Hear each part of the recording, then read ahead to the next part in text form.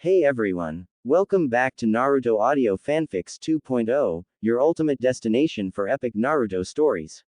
I'm your friend, and today we're back with another brand new fanfic filled with action, mystery, powerful emotions, and unexpected twists. And today's story is, which is What If Anko Gave Naruto the Love Konoha Never, Part 1. A story where destinies change, secrets are revealed, and Naruto's true power leaves everyone speechless. If you enjoy fanfics like this, don't forget to hit the like button, subscribe to the channel, and turn on notifications so you never miss another amazing story. Now sit back, relax, and get ready for an unforgettable journey. And now, let's start the fanfic. What the was I thinking? She asked herself. I can barely manage to keep myself from getting killed on a regular basis, and here I go taking some kid with the same problem to raise. I'm not even old enough to have my own kid. I think you were thinking that you didn't want another person have to go through what you do, especially one so young, a man said walking into the kitchen where the woman was at. He looked at her with his one visible eye, while making a smile of sorts. He put a small orange book away and turned to face the woman. Besides, I think that this will be good for the both of you, Anko. I know, it's just raising a kid is a lot of work that I'm not sure I'm ready for just yet. I mean, I just now turned 16.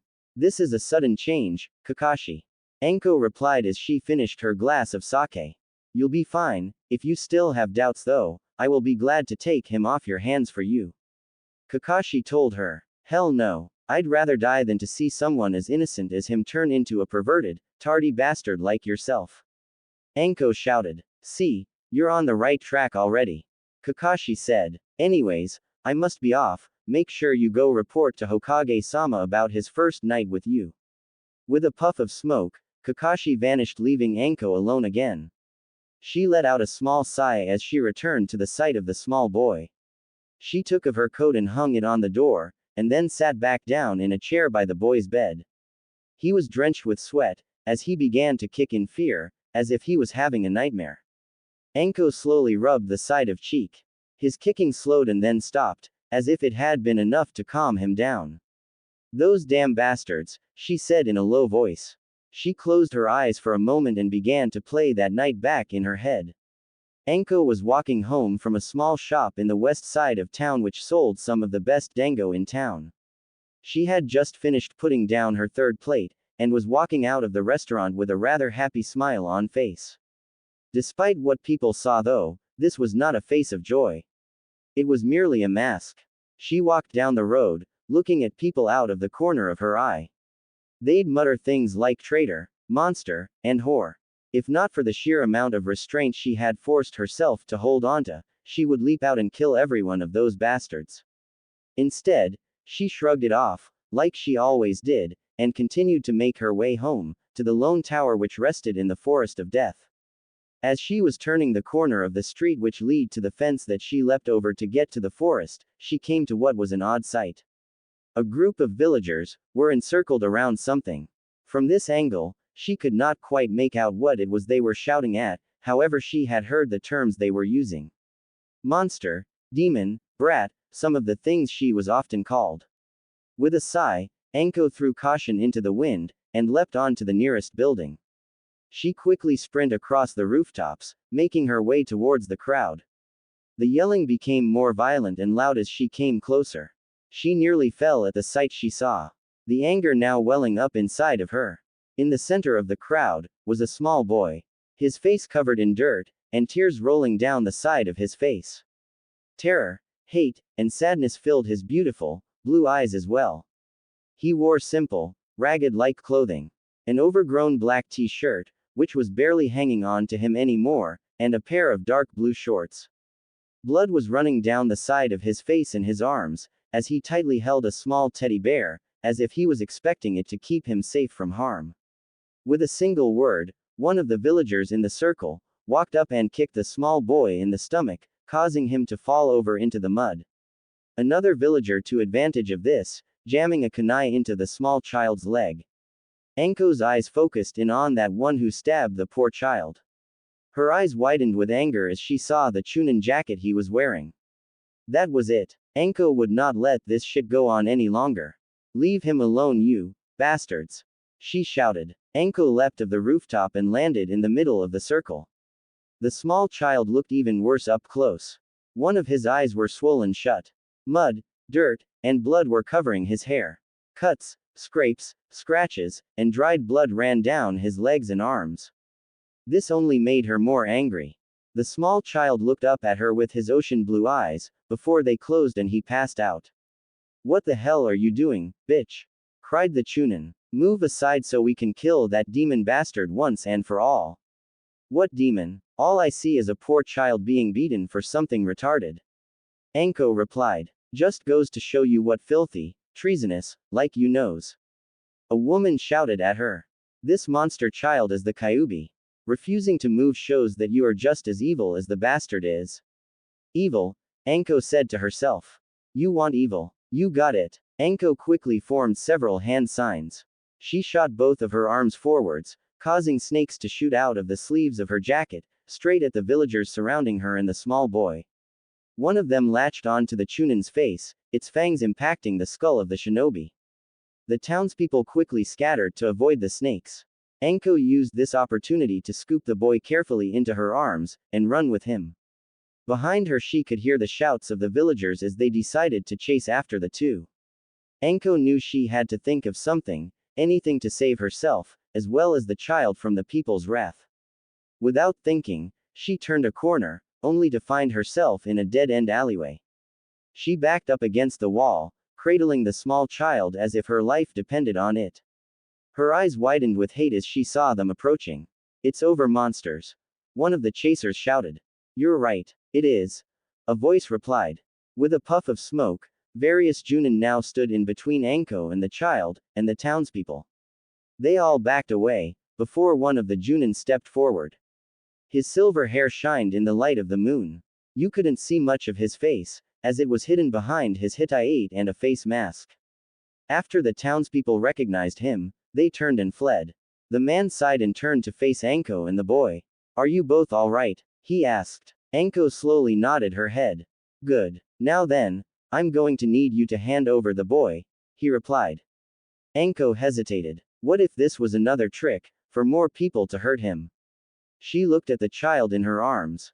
No, she responded. She looked at him with fear of what would happen next. Her fingers rubbed the small whisker marks on his face. Only if you let me come with him. Anko froze for a moment when she heard those words come out of her mouth. I promise, nothing will happen, the man replied. Anko slowly handed him the boy and the two took off towards Hokage Tower.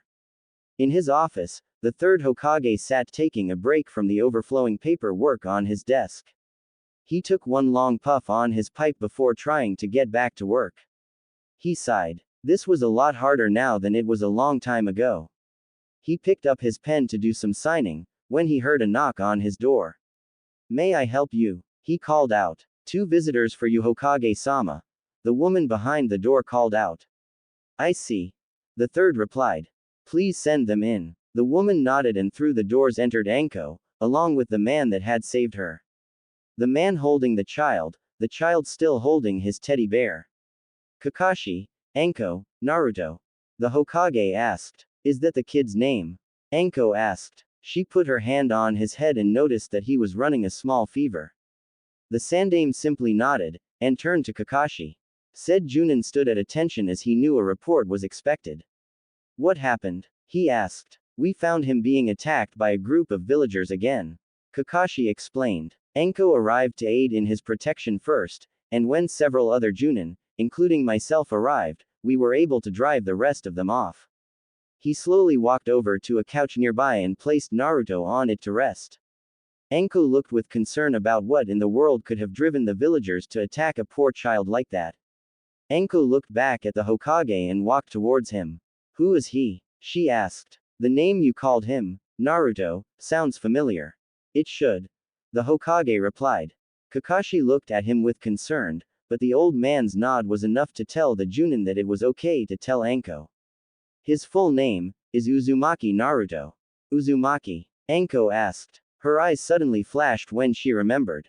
He's the kid with the fox demon sealed in him, ain't he? Correct. Kakashi replied. As a result, Many of the people see him as the demon itself, instead of a carrier for it. They only see the demon, not the boy. Just like me, Anko said to herself. What was that, Anko? The Sandame asked. It's nothing, she replied. So what will happen now?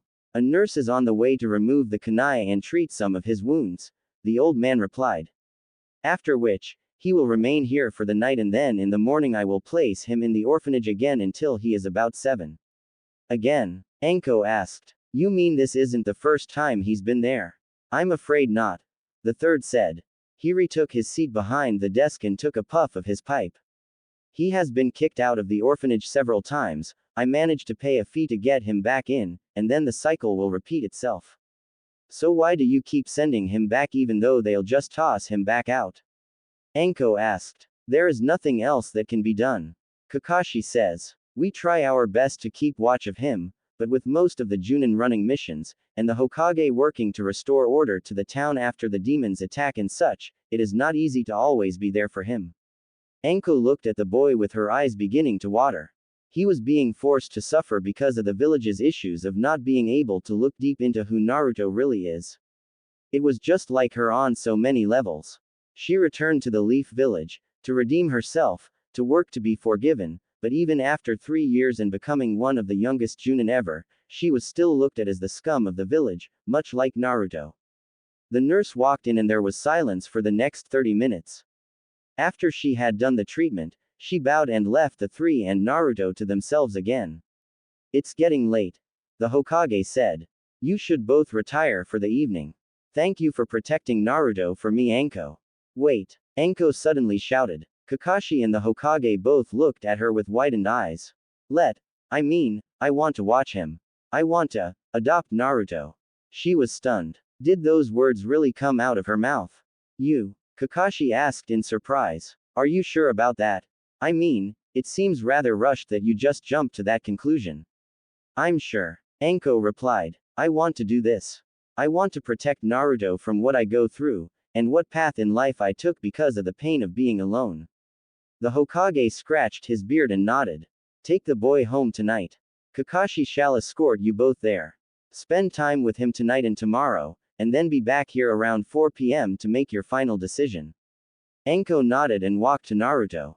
She carefully held him in her arms, and in an act that surprised them all, Anko included, kissed him on the forehead, telling him that he would not have to be alone ever again.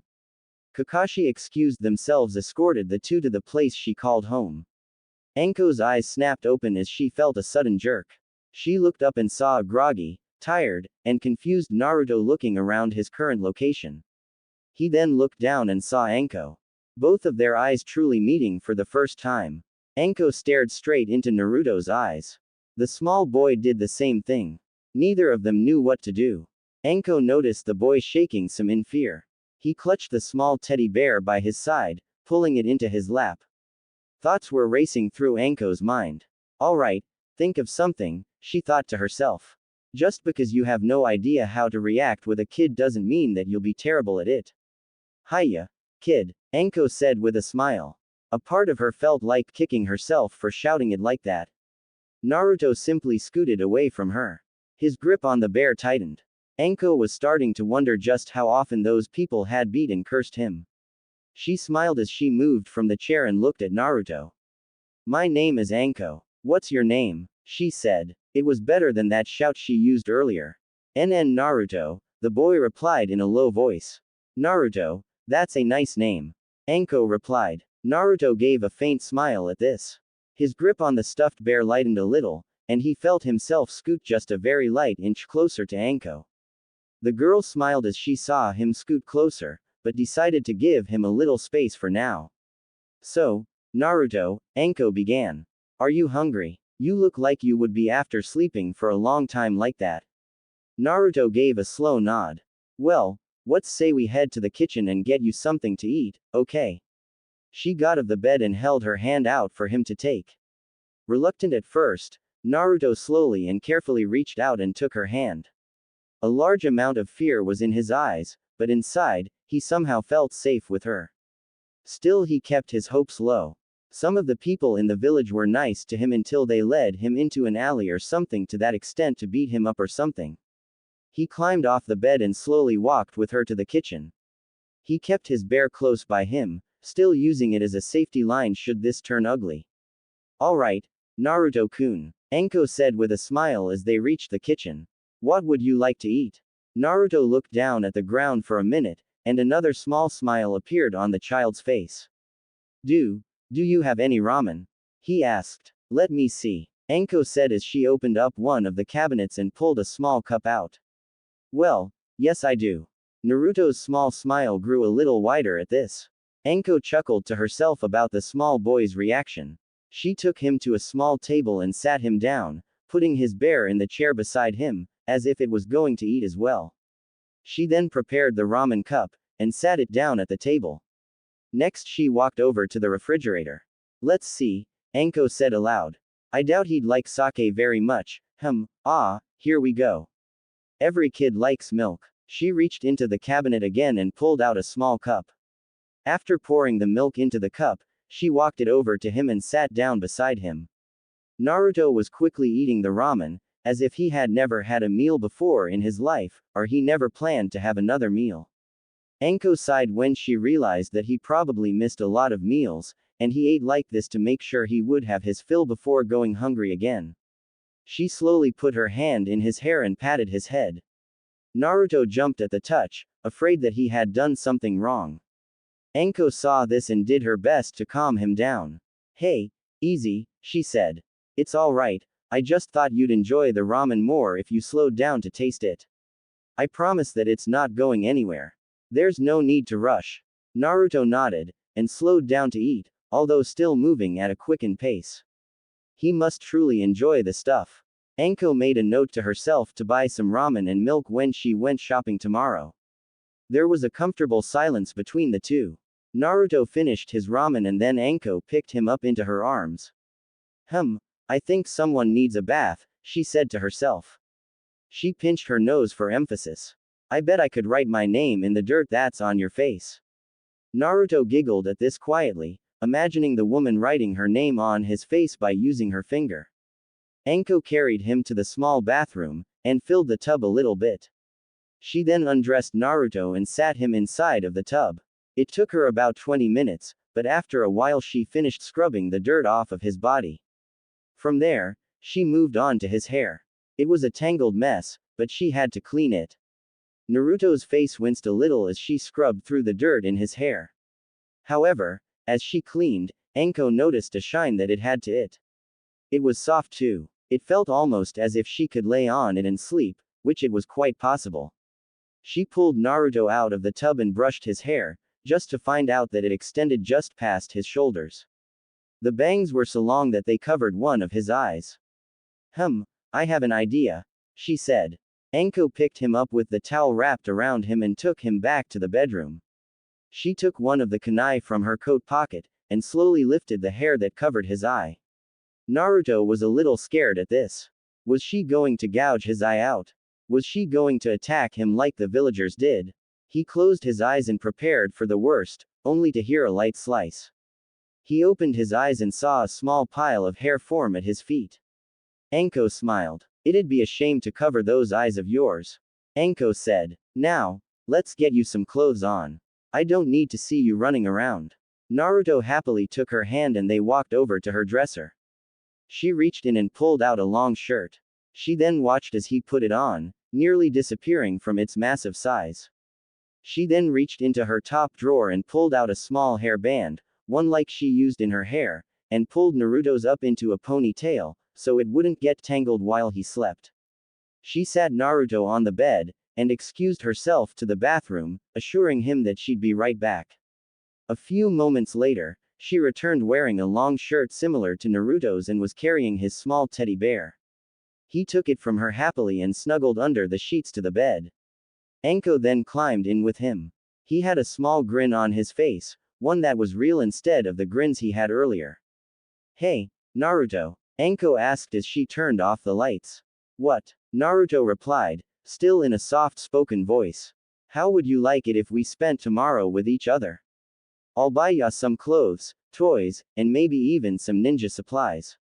Anko asked. She smiled at the prospect of raising a kid with a love of weaponry like her. What's a ninja? Naruto asked. Well, a ninja is a person who protects people. They fight to aid those in need, protect the village, and go on missions to various places, seeing the world as they do. Anko said. That sounds cool, Naruto said with a yawn. I wanna do that too. I wanna be the greatest ninja ever. Anko smiled and kissed the now sleeping Naruto on the forehead. She put her arms around him, and held him tight. There was no doubt about it in her head. She would raise and nurture this child just like he should be. The two slept through the night with waking up once. A smile was present on both of their faces. As nice as it was, night faded into day, and it was time to take Naruto into the village. Anko awoke early that morning, and went into the kitchen. She made a cup of coffee, and then sat down at the table, making a list of things she'd need for Naruto. Let's see, what things does the squirt need, she said to herself. Toys, clothes, a few books, some other things like food and milk.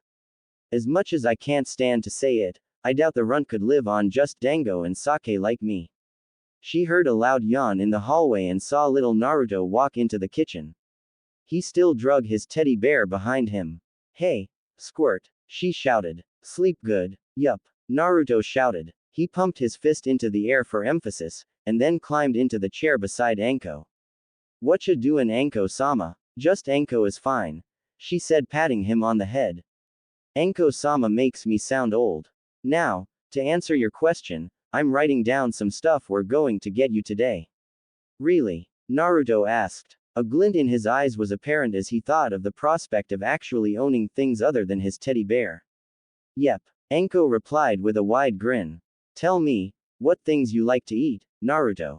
I like miso ramen. Ooh, and beef ramen. Pork ramen, and chicken too. He shouted. Anko laughed at the thought. He was almost addicted to the stuff as she was to dango. Naruto smiled happily as Anko wrote down some of the different kinds of ramen he mentioned. They then hopped down from the table. Naruto sat in the bedroom playing with his bear, while the girl freshened up in the bathroom. After a small amount of time, she emerged wearing her normal attire, a fishnet bodysuit, khaki mini skirt, and long brown trench coat. She tied her hitai around her head and scooped Naruto up in her arms. Ready to hit the town, squirt? She asked. Yep, he shouted. Let's go, Anko-chan. She leapt her way through the forest, until the duo reached Konoha. It was still early, so there weren't many people walking the street. If there was, they weren't paying attention to the boy. Knowing that Anko would kill them should they try to do something was enough to keep them at bay. They quickly made their way to the shopping district. The first thing they decided to do was to buy the boy some clothes. Right now, he was still wearing the long shirt he got from Anko last night. Tell me, Naruto, Anko said as they walked into the clothing store. What kind of clothes did you wear at the orphanage? I had a bright orange jumpsuit, he said as Anko put him down and took him by the hand. Just like the other kids, I washed it every month. Naruto-kun, didn't you have any other clothes? She asked. Nope, just the one, he replied. If they only gave him one outfit, they should have let him wash it more than once a month, she thought. Naruto noticed the frown on her face. Is something wrong, Anko-chan? He asked. She snapped out of her anger and smiled at the boy. Everything is just fine, Naruto. Anko said with a smile. Now let's get you some style. They walked around the store looking at various things. After many trial and errors, they picked 8 pairs of baggy black pants, 6 sleeveless black shirts, a pair of black boots, and much to Naruto's begging and happiness, a long black coat like Anko's. Next stop was the bookstore. Anko picked out a few kiddie books for Naruto, that had a few fairy tales in them, plus a book on parenting, since she was new to the whole thing. However, after reading the first page of the book, she tossed it back to the rack. She didn't need some book telling her how to raise a kid. As she was paying for the books, a Junin with silver hair entered the store. He immediately recognized the two. Anko simply waved to him as she saw him move to the corner of the adult section of the store. Who was that? Naruto asked. You looked mad, was he a bad person? No, that was Ero Kakashi, Anko said as a smile worked its way to her face.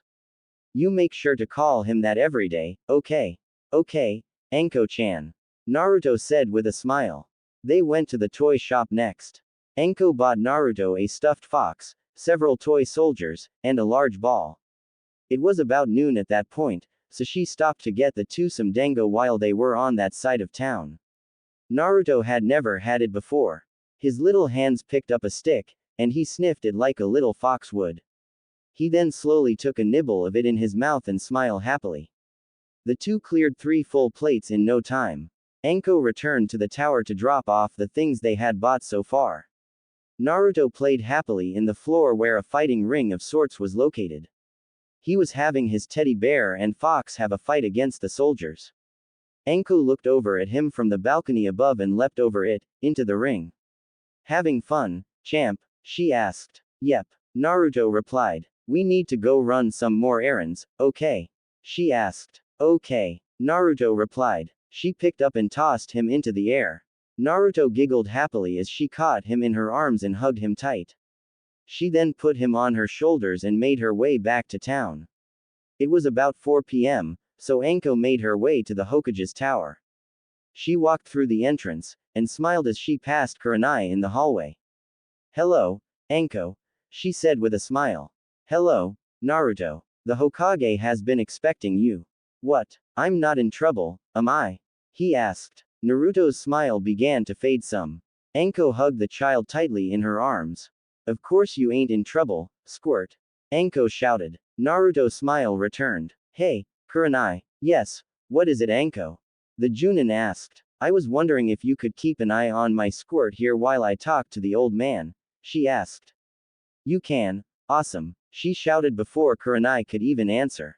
Anko bent over and kissed Naruto on the cheek. You wait right there with Auntie Kurenai, and I'll be right back, okay?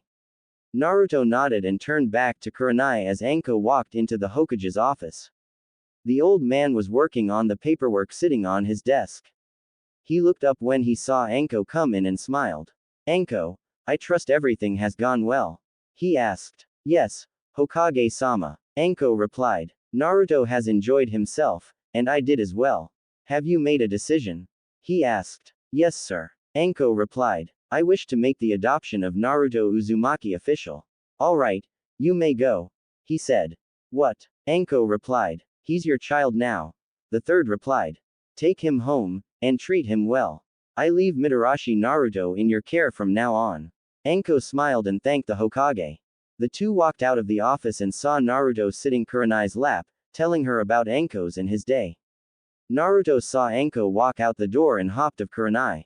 Anko-chan, he shouted as he hugged her. Naruto-kun, Anko asked. Yes, he asked back. The Hokage would like to ask you something, she replied. The old man walked over to Naruto and patted him on the head. He smiled as Naruto looked up at him with those deep blue eyes. They were no longer filled with only hate, fear, and sadness, but rather a small sign of happiness was in them. He noticed that Anko had the same line too. Do you like being with Anko? The old man asked. Naruto nodded happily. Do you want to visit her more often? He asked. Naruto nodded again. Anko, do you like being with Naruto? She nodded. Would you like to visit him more often? She nodded again. Well then, Naruto, why don't you just live with her? He asked with a smile. What do you mean? He asked. Naruto, I adopted you today, Anko replied. She took the boy in her arms and smiled. Adopted? He asked. It means that I'm your new mommy. She answered back. I have a mommy now? He asked, his eyes growing wider. Yes, Anko replied. Naruto looked at her for only one moment. He then latched his arms around her and cried happily. Anko did as well. She hugged her son tightly, never wanting to let go. The Hokage smiled, and left the two alone. Kurenai did the same as well. With her son in her arms, Anko returned home. Naruto smiled as he had never been happier before. Anko awoke and looked at the small child sleeping happily beside her. It was hard to believe that just a few hours ago, she officially made Naruto her child, even so much as changing his last name to hers. While she still had doubts about what she should do now that she was officially responsible for the child, Anko knew that she had to be careful now. Any bad choice could negatively affect the child, while she also had to consider the possibilities of being too soft on him. She let out a slow yawn and decided to go ahead and get up for the day, seeing as how it was 7 in the morning anyhow. Let's see, what should the little squirt and I do today? She asked herself, sipping a small amount coffee in her cup. He could use a new playmate. I won't always be able to play with him and such, so it'd be nice for him to have someone his own age to keep him company. What, mommy? Naruto asked. Anko turned around as she saw the little boy rubbing his eyes sleepily. She still got goosebumps whenever he called her that. It made her feel happy that her being there was enough to make him happy. She knelt down to his level and kissed his forehead. I was just talking to myself, squirt, she said as she ran her hand through her hair. So did you sleep good? Yup, Naruto replied with a smile. Mommy, you make a good pillow. Anko almost fell over when she heard that. She felt a strange pressure on her while she was asleep last night, but just shook it off as lying in a weird position. She had no idea that it was Naruto who rolled into her and began to use her for a pillow. She prayed to Kami that he wasn't suddenly going to turn into Kakashi or something. Hey, anyways kid, I was thinking, how about we go visit some friends of mine today? Anko asked. They have a little girl about your age, I bet she'd love someone like you to play with. She noticed that Naruto looked down at the ground and started to move his foot in a circle around the floor. She put her hand on his shoulder and looked into his eyes. A small amount of fear was in his eyes. What's wrong? Anko asked. When I was at my old home with lots of kids, he began. None of them would play with me, they would hurt me and stuff, what if she's the same way? Anko picked the boy up into her arms and hugged him tightly. He looked at her face and saw the smile that always made him smile back. He returned the hug, but she noticed it was slightly tighter than normal. Naruto-kun. She told him with a smile. I promise that these people will not hurt you. They are my best friends, and if they like me, then they'll love you. Really? He asked. Believe it, she answered. Naruto giggled as she tickled his stomach some, and then put him down so he could go get ready. She sighed as she watched him run towards the room, following close behind. After helping Naruto get ready, she allowed him to play in the ring room, while she got herself cleaned and dressed. After finishing up, she made her way to Naruto's unofficial playroom, and jumped over the railing of the balcony. Naruto jumped into her arms and hugged her. Can I bring Mittens? He asked. He pointed down to the stuffed fox that he named Mittens, on account of the colored paws. Anko nodded, and picked up the fox. Naruto held onto it tightly as they jumped through the forest, towards Konoha. They landed in the village and began to head back for the shopping district of the village again. Naruto held her hand tightly as he noticed a few glares coming towards him. Relax, squirt, Anko said. No one's gonna want to try and hurt you with me here. Naruto felt reassured and lightened his grip some. As they turned the corner, Naruto noticed that they were heading for a small weapon shop. Not that he could read the sign or anything, but the large picture of a katana and several ninja stars told him that it was that kind of shop. Anko opened the door for him and then followed the boy inside. Naruto's eyes widened at all the various weapons that aligned the walls and display cases. He had never seen so many things like this before, though he remembered hearing about a few of them from a story Anko read to him last night. Behind the counter, he spotted a man working on polishing a katana. We'll be closing for lunch soon, so unless you have business, I ask that you please come back later, the man said. Ah, come on, Ken. Is that any way to talk to a lady as is me? Anko shouted with a huge grin. What? Oh, it's just you, Anko-san. Ken replied with a smirk. Yeah, Anko said to herself. So how's business going? Pretty good, Ken replied as he placed the katana in a display case behind him. A little slow, but once the Chunin exams start back up in a few weeks, things will pick up. Good to know, Anko replied. It was at that moment that Ken saw Naruto hiding behind Anko's leg. He peeked out from behind it as the man knelt down beside him and smiled. Naruto sheepishly smiled back. The man rubbed his hair and stood up to Anko's level. So, who's the little guy? He asked. A boyfriend or something? Get real. Anko replied as she picked Naruto up and held him in her arms. This is my squirt. Your squirt? Ken asked. I don't remember you having a kid. That's 'cause I adopted him yesterday. Anko replied with a large grin. How I feel for the poor boy, Ken replied. Suddenly, a fist was sent to the back of his head. A slightly small woman looked at him with anger, which then turned to one of happiness as she saw her best friend. Anko walked up and hugged her friend. You been doing all right, Cammy?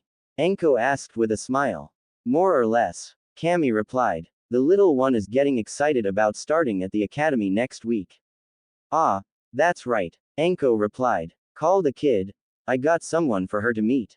Cammy nodded and walked out back. She was gone for about 10 minutes, and finally returned with her hands on a small girl's shoulders. The small girl had her hair up in two small buns. Her little brown eyes seemed focused on the small boy in Anko's arms. She wore a simple pink, Chinese-styled jumpsuit. Anko walked over to the girl and smiled. Have you been behaving yourself like we talked about? Anko asked. Yes, ma'am, the girl replied while jumping. Good, then as a reward, you get to have a playmate for a while. Anko replied. Who is it? The girl asked. Naruto, I'd like you to meet Tenten. Tenten, this is my boy, Naruto. Anko announced. She put the small boy on the ground and Tenten walked towards him, studying him as she walked around. Your name is funny, and you have whiskers on your face. Tenten replied. Naruto looked down at the ground in shame. You look like fun, though. Naruto smiled when he heard this.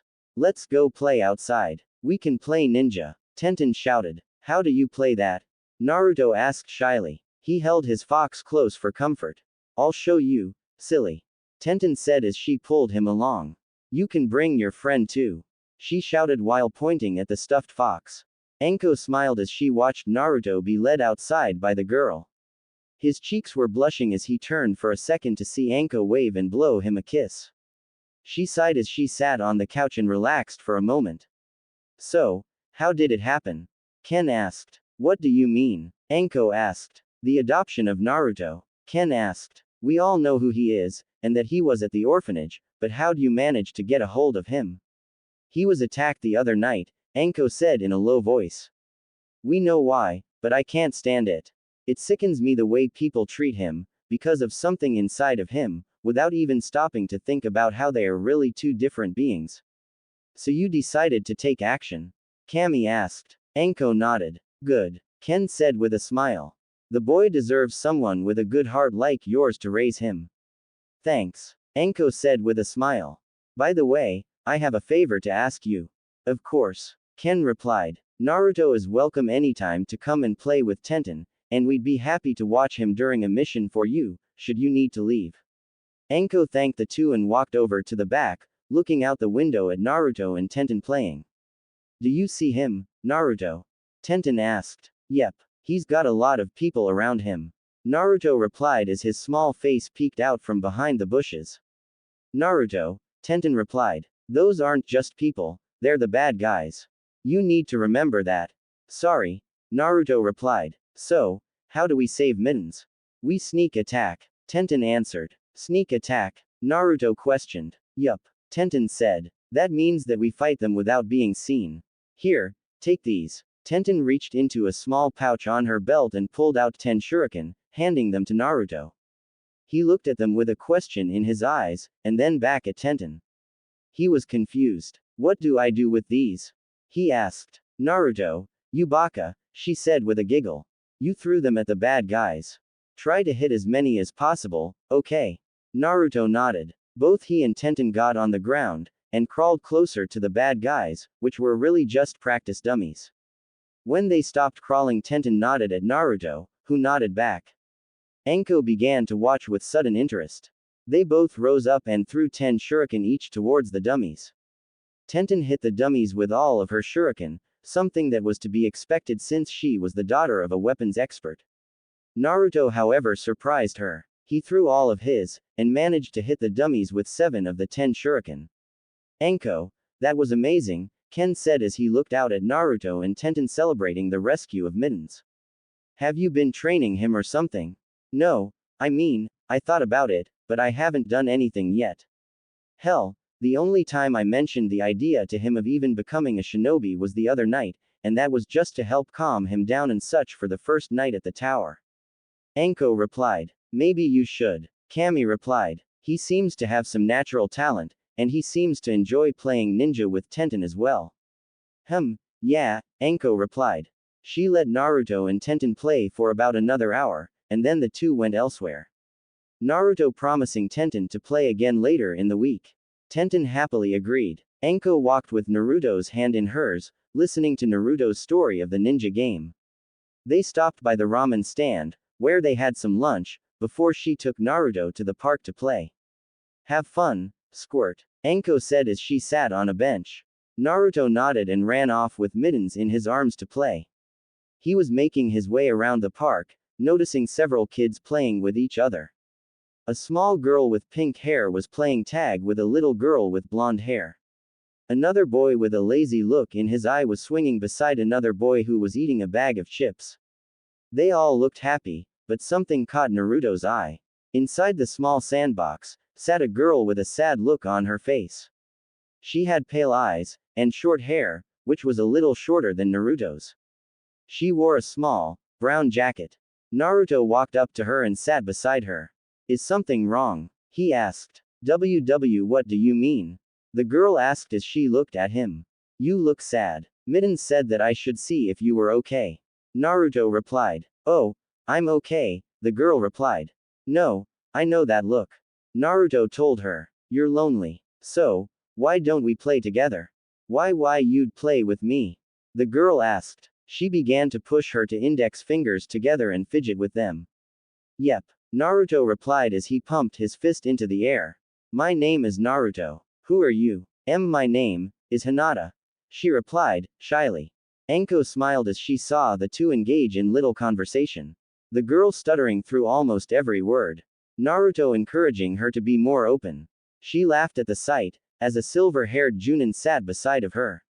So how are things with the Mitarashis? Kakashi asked. Great until you showed up. Anko replied with a smirk. Hey, I can tell Naruto will be interesting once he's been raised by you. Kakashi joked. Seriously though, how are things going? Good. She replied. I took Naruto out for the whole day. He's already made 2 friends it seems. Really? Kakashi asked. Yep. Anko replied. He seems to have taken a shine to Ken and Kami's girl, Tenten, and now he seems to be making fast friends with the girl over there. Kakashi looked over towards the sandbox where Anko pointed. Sure enough, there was Naruto and the girl she mentioned, laughing and carrying on as if they were the best of friends. However, there was something interesting about the girl in view. Something wrong? Anko asked. Is she? Kakashi began. He looked closer at the girl beside Naruto. She is what? Anko asked. She's a Hyuga. Kakashi said. Well, what do you know? Anko replied. Looks like Naruto can make friends with anyone if they're willing to accept him as the boy and not as a demon. Be it a family of weapon merchants, or the daughter of one of the most prestigious clans in the village.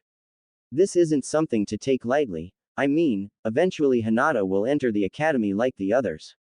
While Naruto, Kakashi began. While Naruto what? Anko said. She stood up and looked Kakashi dead in the eye. Well, let's just say that the academy may not be the best choice for him in life. Kakashi replied. Most of the villagers and such already hate and fear him. Because of the demon. Anko replied. Yes, but they may do so even more if he were to become a ninja. Kakashi replied. No, they'll be afraid of the demon, not him. Anko replied. They'll just blame him for anything that goes wrong. You're okay with that? Kakashi asked. He'll be too. Anko replied. What do you mean? Kakashi replied. He's a child, but he's strong. He's still willing to make friends, something that's shown by how he's befriended 2 people in one day, one of them he met on his own. Anko explained. I think that being a genin may be good for him. Good, Kakashi answered. What do you mean? Anko asked. The Hokage sent me with the mission for you to accept for the next 8 years. Kakashi explained. He wants you train Naruto to be able to enter the academy, and become a genin. If I refuse? She asked. I'm not fully sure if I want Naruto to become one.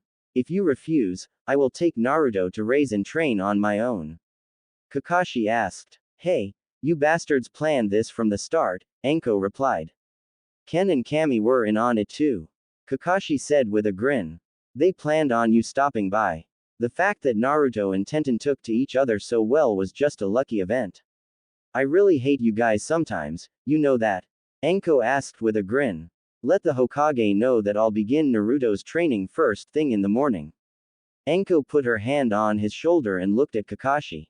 Besides, he'd better a better ninja with my influence than yours. Meanwhile, Naruto and Hinata had just finished building a sand castle. They were relaxing in the grass by the box. Naruto's fox sat between them. Hinata, Naruto asked. Why yes. The shy girl responded. Do you wanna be my friend? He asked. Why yes. I do, but why you have to be mine too, okay? She asked back. Okay. Naruto replied as he sat up. Pinky promise? Hinata asked. Naruto nodded and placed his pinky in Hinata's. Anko smiled as she walked over to Naruto, who jumped into his mother's arms. He said goodbye to Hinata, promising to be back again another day to play. Did you have fun today, Squirt? Anko asked as the two headed home. Yep. Naruto replied with a yawn. There was a silence as the two returned home.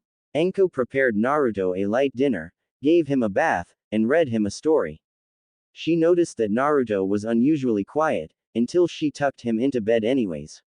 Mommy? Naruto asked as Anko brushed his long hair. What's up, Squirt? Anko asked. What's the academy? Naruto asked back. Ten-chan said that she was going to start going there next week, and then Hinata-chan said that she'd be going there too next year. The academy is where they begin to train new ninja, she replied. You remember that story we read last night? The ninja went to school to learn how to be one. That's cool, Naruto answered. Anko thought deep and hard about her conversation with Kakashi she had earlier. She was scared to ask him. What if this just ended up hurting him in the end? Then again, was it worth the risk to lose him about something like this? Anko took a deep breath and began. Naruto-kun, she began. How would you like to go to the academy too?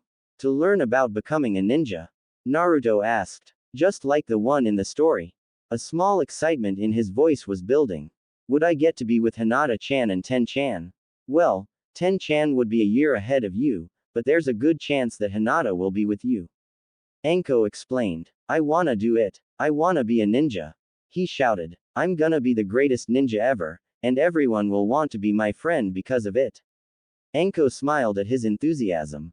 He reminded her of herself when she was little. Anko smiled and hugged him tightly as he leapt into her arms. Alright, we'll begin your training in the morning. Anko replied. We're behind your friends so we have a lot to catch up on. Anko and Naruto climbed into bed and turned out the lights. Anko fell asleep almost instantly, but Naruto lay there, staring at the ceiling. The thoughts of him being a ninja raced through his mind. He pictured himself in place of the ninja in the story they read the other night. He was saving the village, being cheered, and befriended by everyone in the village. Naruto let out a low yawn, and allowed sleep to take over for the night. Again, Anko awoke early. She had to admit that she was a slight bit worried for what could happen to Naruto in life. Making a decision like this is one that could change everything for him in an instant. At the same time though, she was excited. Naruto could earn wide acceptance from the village. Maybe even being regarded as a hero. He could also get to interact with other kids his age, allowing him to make even more friends. She quietly got herself ready, and began to get things ready for the two of them to begin training. She took charts and various weaponry to the room below, aka Naruto's playroom. She then brought various training dummies out and sat them around the ring. Now that that was taken care of, she went upstairs to get her squirt in training. She entered the room and looked at the small boy sleeping. She gently bent down and scooped him up in her arms. From there, it was straight to the ring room below. She smiled. Slowly the sleeping form of Naruto was turned upside down, Anko now holding him by his ankles. Oh, Naruto, she called out dreamily. Naruto opened his eyes slowly. Time to wake up, maggot. Naruto's eyes suddenly flashed wide open as Anko dropped him. He hit against the ring below him. Grabbing his head, He yelled in pain and looked up with a small amount of anger in his eyes due to his rude awakening. What? What is it? What was that for, Mama?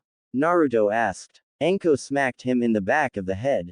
Wrong. Every morning, from 6 a.m. to 5 p.m., we will be training for your entrance into the academy. Anko screeched. During this time, you will not refer to me as a mom, but as your sensei, and I intend to be referred to as such. You got that down, maggot? Why yes, Anko-sensei. Naruto replied. Good, she responded. Now let's start things out with a few trial and errors. First, let's see what kinda chakra you got. Chakra? Naruto asked. You know, like in that story from the other night. Anko replied. Oh, I can do that, Naruto replied. He stood closing his eyes for a minute, and then began to look like he was concentrating on something intently. Beads of sweat began to form on his forehead, as if he was in a struggle to do this. After about 2 minutes a very, very faint blue wave came from him. Anko was afraid of this. He lacked a mass amount, and what little bit he could produce, he had trouble getting out. Just like I was afraid, Anko said. You lack the ability to be able to easily produce chakra. What? Naruto asked, his blue eyes full of question. Anko walked over to a small chart and pointed at the picture. Yeah, see the body has something called a chakra network. It carries chakra through the body, allowing us to use skills that ninja use, like the ability to make copies, teleport, things like that. Anko answered. In other words, to become a successful ninja you need to be able to produce more chakra through these. You got it. I think so, Naruto replied. Don't worry, it'll become easier to grasp as we begin to train more. At any rate, let's move on to the next test. Anko said. Naruto nodded and followed her over to a small case. She bent down and opened the box revealing kunai, shuriken, and throwing stars. Anko noticed Naruto's eyes widen as he saw all of these. She realized that he must be thinking back to playing with Tenten earlier.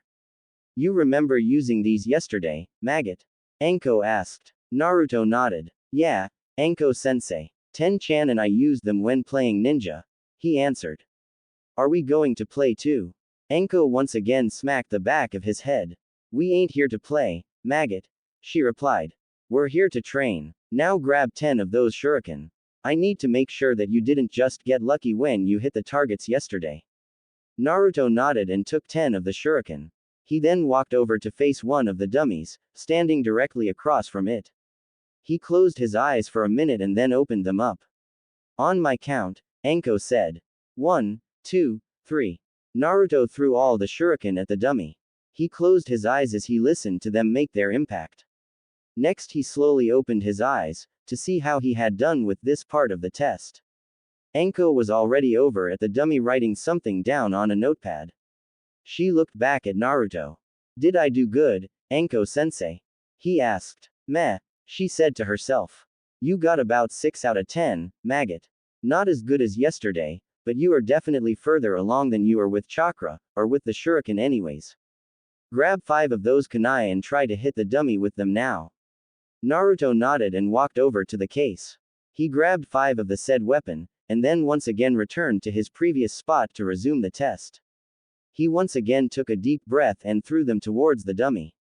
Anko walked towards the dummy, and once again jotted something down in her book. 4 out of 5. She replied. Not bad for a maggot. Naruto smiled at his accomplishment, but a stern glare from Anko told him not to be celebrating yet. He quieted down and waited for the woman to instruct him on what came next. Alright, Anko said as she marked something down in her book. Your skills with weapons are definitely above average for your age. Don't let it go to your head though, maggot. It's still far from perfect. At any rate, let's test your strength. Anko and Naruto walked out to another dummy. This was suspended by a wire. It swung lightly back and forth as if it was suspended just a while ago. She noticed a small amount of confusion in Naruto's eyes again and sighed.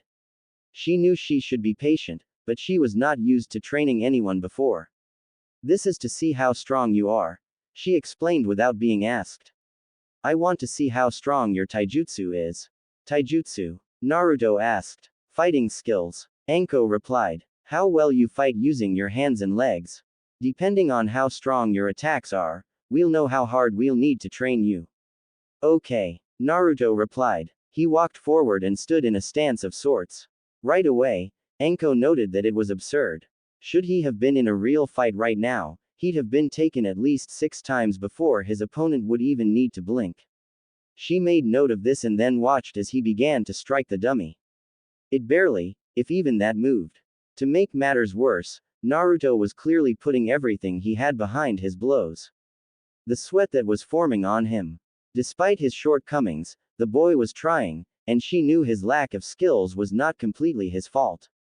With always being on the run from someone, it would be hard to improve oneself. She decided to take a more relaxed tone. Alright, Squirt, here's the deal. Anko replied. Your weapon skills are good, a little more training and you'll be the best one in your class. However, your command of chakra and taijutsu are not so good. You are very weak in both categories. Oh, I'm sorry, Naruto replied looking down. Don't sweat it, that's what this test was here to do. To find your strengths and weaknesses and practice to make them stronger. Anko replied. Now tell me, can you handle the training? Why yes, Naruto said, still looking down at the ground. What? Anko asked. I said yes, Naruto replied a little louder this time. Speak up, damn it. Anko shouted. I said yes. Naruto screamed. I wanna be a ninja. I wanna be stronger. I'll do it. Good. Now go get dressed. Anko replied. We have a lot of things to do. Naruto nodded and ran to the bedroom to get dressed. Anko watched as he ran off and began to turn to leave. However, before she left, she threw a kunai out at one of the pillars. Suddenly Kakashi jumped out from behind one, narrowly dodging the kunai. He then noticed a small trickle of blood go down his cheek, and suddenly Anko was right behind him, licking the blood from the cut. Had enough eavesdropping, pervert? She asked. My apologies, Kakashi said with a smirk. I hope I didn't offend. Alright, so what do you and the old man want now? Anko replied as she pushed Kakashi away. Is it that obvious? Kakashi asked as he pulled his book out and sat in the middle of the ring. So far, Naruto and I only hear from you if the old guy wants something, so what is it? Anko asked, trying to ignore the fact that he pulled the book out again.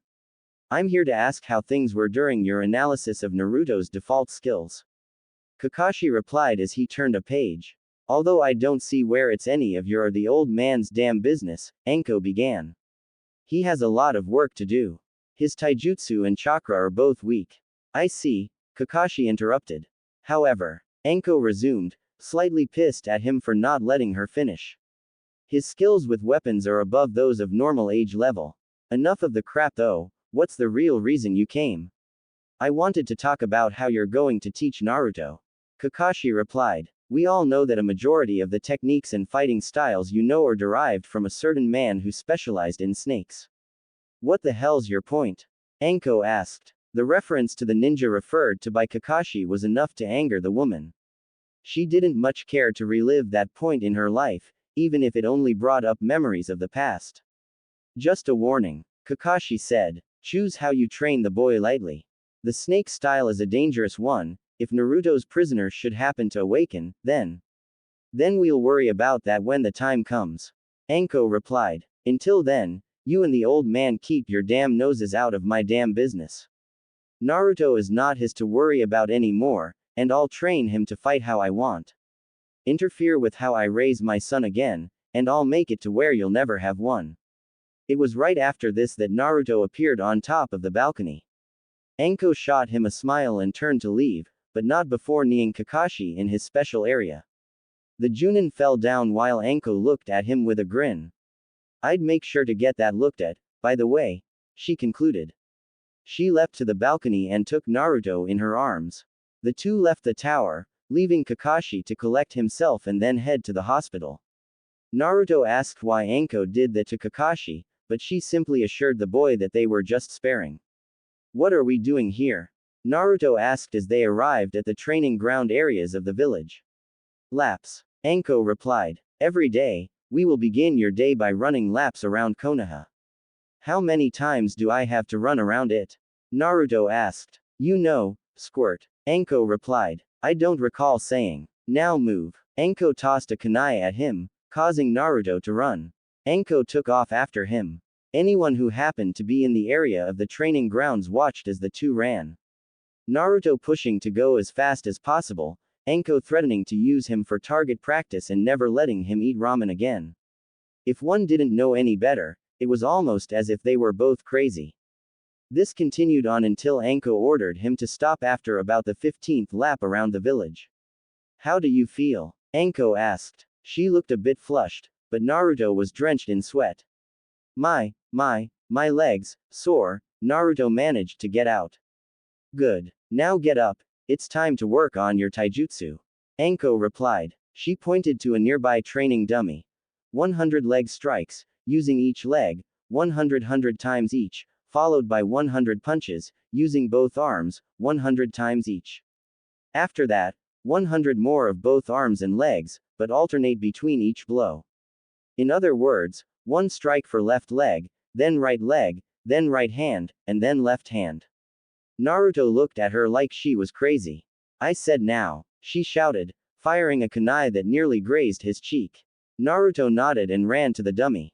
He began to kick it just like she ordered. Anko shouted each number as he kicked. Then he began the punching drills. Anko sitting in front of him, eating a cup of ramen, just to make him mad. The real point was to use the anger to increase the power he was using, thus making the blows stronger. Immediately after that, he moved right on to the final part of the taijutsu exercises. Anko tossed a kunai at him with a sadistic grin every time he started to slow down. Naruto sighed as he fell to the ground after the drills. Sweat was literally pouring off his body. Here, Anko said. She handed him a bottle of water. Naruto took several sips and smiled. Let me see your knuckles, maggot. Anko ordered. Naruto handed her his hands. Anko quickly, yet carefully inspected them. No bleeding. Anko commented. Alright, get up and do it again. Naruto was about to argue, but remembered her promise of no ramen forever, and using him for target practice. He rose to his feet and began to punch and kick once again. Anko smiled with pride as she watched him. She had to admit one thing, the kid had determination. Naruto eventually finished his taijutsu training. Anko wrapped his hands to slow the bleeding, knowing the fox would aid in healing. What's next, Anko-sensei? Naruto asked. Anko smiled and reached into a bag. A large pile of books appeared on the boy's lap, his eyes were as large as plates from the sheer number. Anko laughed at his expression. It was too easy not to. What are all these books? Naruto asked. Books that you'll need to learn so you can begin to grasp the beginning of the techniques you'll learn with me. Anko replied. These teach the basics of poison and snakes. Poisons? Snakes? Naruto asked with intense interest. Can I see? Fine, but I'm only gonna show these once, for now, Anko replied. Anko stood up and made several quick hand signs. They went by too fast for Naruto to tell what they were, but as soon as she finished, she shot her hands forward and two large snakes shot out of her jacket sleeves, one snake per sleeve. She smirked as she saw Naruto's amazed face. Like that? Anko asked. Naruto nodded. You'll love this. She reached into her pocket and pulled out a scroll. Biting her thumb, she quickly flicked the scroll open with the other hand, and ran her bleeding thumb across the scroll. Suddenly a large cloud of smoke puffed through the area, revealing a massive snake. Anko explained that she was just demonstrating something and the snake muttered while vanishing. Anko looked over and laughed as Naruto flipped open one of the books immediately. She knew that training him would be more fun than she thought. Slow down, kid, Anko said as she pulled him onto her lap. These books won't do you much good on your own, until you learn how to read. Anko began to read from one of the books while Naruto paid close attention. She finally called the training to a close for the day. They stopped off for some ramen, and then headed for home. After all his training, Naruto felt sore, and she could tell it. Anko laughed as he drug himself into the bed. Tired? Squirt? Anko asked. Yeah, Naruto replied. A low yawn escaped him. Then get some rest. Anko replied as she pulled the covers on him. Because we'll be doing this every day, for 1 year. Naruto watched as she walked across the room and pulled out some weights. Starting next week, I'm going to attach these to your arms and legs. They weigh about 10 pounds each. Anko explained. After the next 3 weeks, the weight of each one will double, and then after another 3 weeks, I'll add 10 more pounds to each one. When will we finish? Naruto asked. Next year. Anko replied. Now rest up, maggot. We're doing all this again tomorrow. The training was off to a slow start, but after about 2 months, Naruto was making progress. His strength and stamina have definitely improved as a result of his taijutsu training, coupled with his weights and laps around the village. His chakra was becoming stronger as a result as well, also due to a meditation period he did each night before dinner. Anko watched with intent eyes as her son's strength and power was increasing before her eyes. He was so much different than he was at the start of the training. She snapped out of her thoughts as Naruto finished pummeling another dummy. Alright, maggot, bring it in. Anko called. Naruto nodded and sat before Anko. You've been training quite a bit. The amount of chakra you now control is good, so I figure it's time you started working on your first jutsu.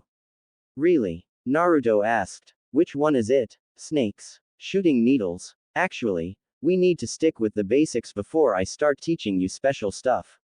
Anko replied. It's needed to graduate from the academy, and the earlier you start working on it, then the sooner you'll have a mastery over it. Okay, Naruto said. So what is it? What jutsu are ya going to teach me? I'm gonna teach ya the Bunshin jutsu. Anko replied. The graduation to the rank of a genin has always required that you be able to make a clone of yourself. The clone serves a decoy for dangerous missions and such. It's important that you learn this jutsu, as well as one other we'll work on later. So what do I do? Naruto asked. First, you need to think of yourself. Anko replied. Think about what you feel, what you're wearing, and everything about your body. From your blonde hair, right down to your blue eyes. Easy. Naruto shouted. Anko punched him in the back of the head. Let me finish, before you try it out, damn it, Anko replied. Now, for the next part, you need to focus on your chakra. This is the tricky part because if you don't focus enough, or use too much and the clone will fail, and as a result, you will too. Naruto nodded, and this time kept his mouth shut to let her continue. Now the last part you need to learn is hand signs. This part is fairly simple, because there are only 3 involved. Anko put her hands up close to her and took a breath. Pay attention. You need to make the following hand signs. Anko began making gestures with her hand. Rabbit, dog, rabbit, and then, Anko said. A dark purple wave emitted from her and suddenly in a cloud of smoke, another Anko stood beside the original. Naruto's eyes were wide as he looked at the clone. Wow, she looks just like you. Naruto shouted. Yeah, both of the Ankos replied. Now you try. Naruto nodded and began to focus. First he focused on himself. His clothes, his eyes, his hair, everything. Next he began focus on his chakra, slowly trying to push it out, not wanting to overdo it. Next he did the signs, rabbit, dog, rabbit, just like she said. The blue chakra began to slowly emit from him and finally a puff of smoke exploded beside Naruto. Anko waited for the smoke to clear, interested to see how her son did. Naruto stood with excitement in his eyes. He knew this clone would be great. The smoke cleared, and both Naruto and Anko saw a pale, sickly Naruto. He was lying on the ground, passed out from exhaustion. Both Anko and Naruto almost fell over. What? Naruto asked. I did everything you said. What is this? It's a clone, Anko responded. A sickly, horrible clone that I want to kill to put out its misery, but a clone nonetheless. So what's wrong with it? He asked. Not enough chakra, Anko replied. The only problem was the amount you used. I'll try again, just give me a sec. Naruto insisted. I don't believe it, Anko thought. I expected him to be stronger from the training, but to have these results already, the fact that he almost succeeded on the clone jutsu in one try, this boy will be incredible. Alright, Squirt, give it another shot. Anko ordered. Naruto nodded and tried again. Anko continues to teach the boy various jutsus. After he mastered the Bunshin jutsu, they began to work on some more. In a matter of another month, Naruto had the Bunshin jutsu, substitution, and was slowly starting to get the hang of henge. It was during one week that Anko had to run a mission to the Land of Waves, so Kakashi was put in charge of helping the boy with his henjutsu lessons. Alright, Naruto, Kakashi said while reading his book. Transformation is the last of 3 basic jutsus you need for the Genin graduation exam. Alright, Arrow Kakashi. Naruto cheered. Show me how to do it. Kakashi cringed at the add-on Anko had told Naruto to use. Every time he watched him for a bit, Naruto called him it.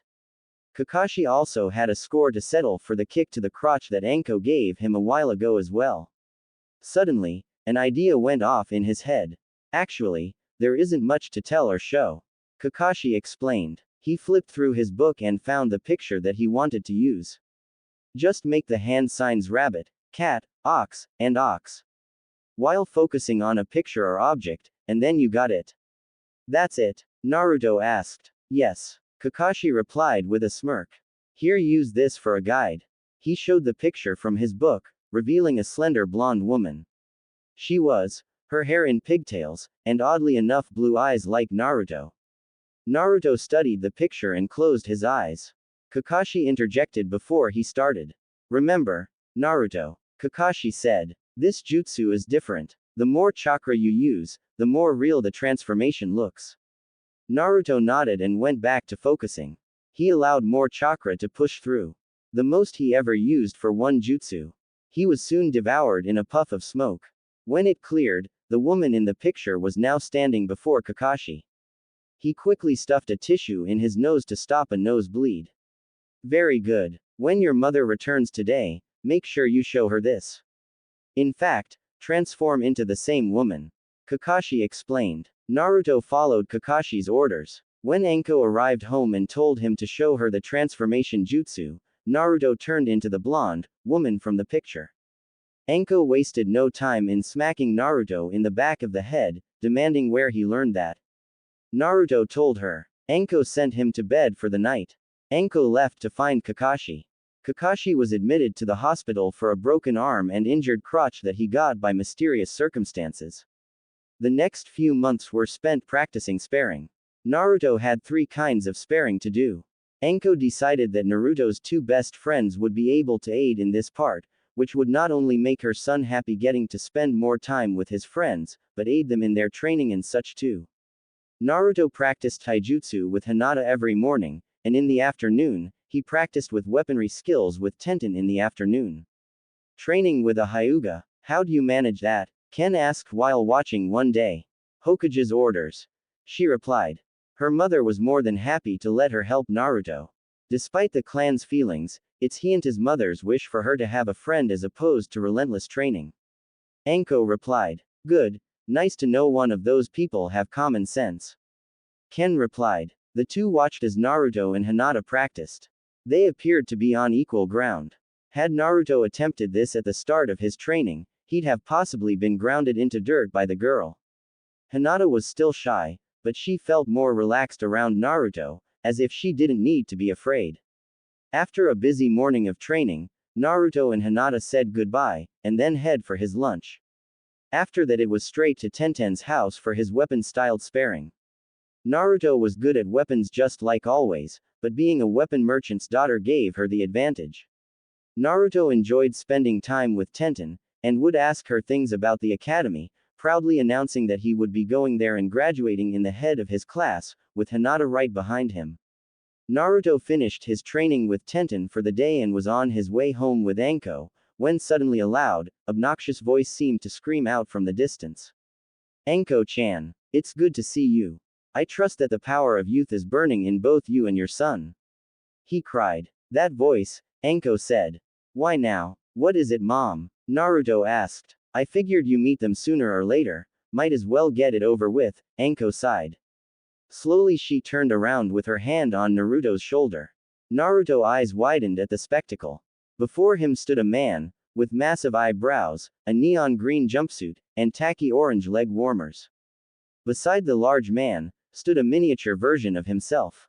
Mommy, Naruto whispered. Who are these people? Why do they have caterpillars on top of their eyes?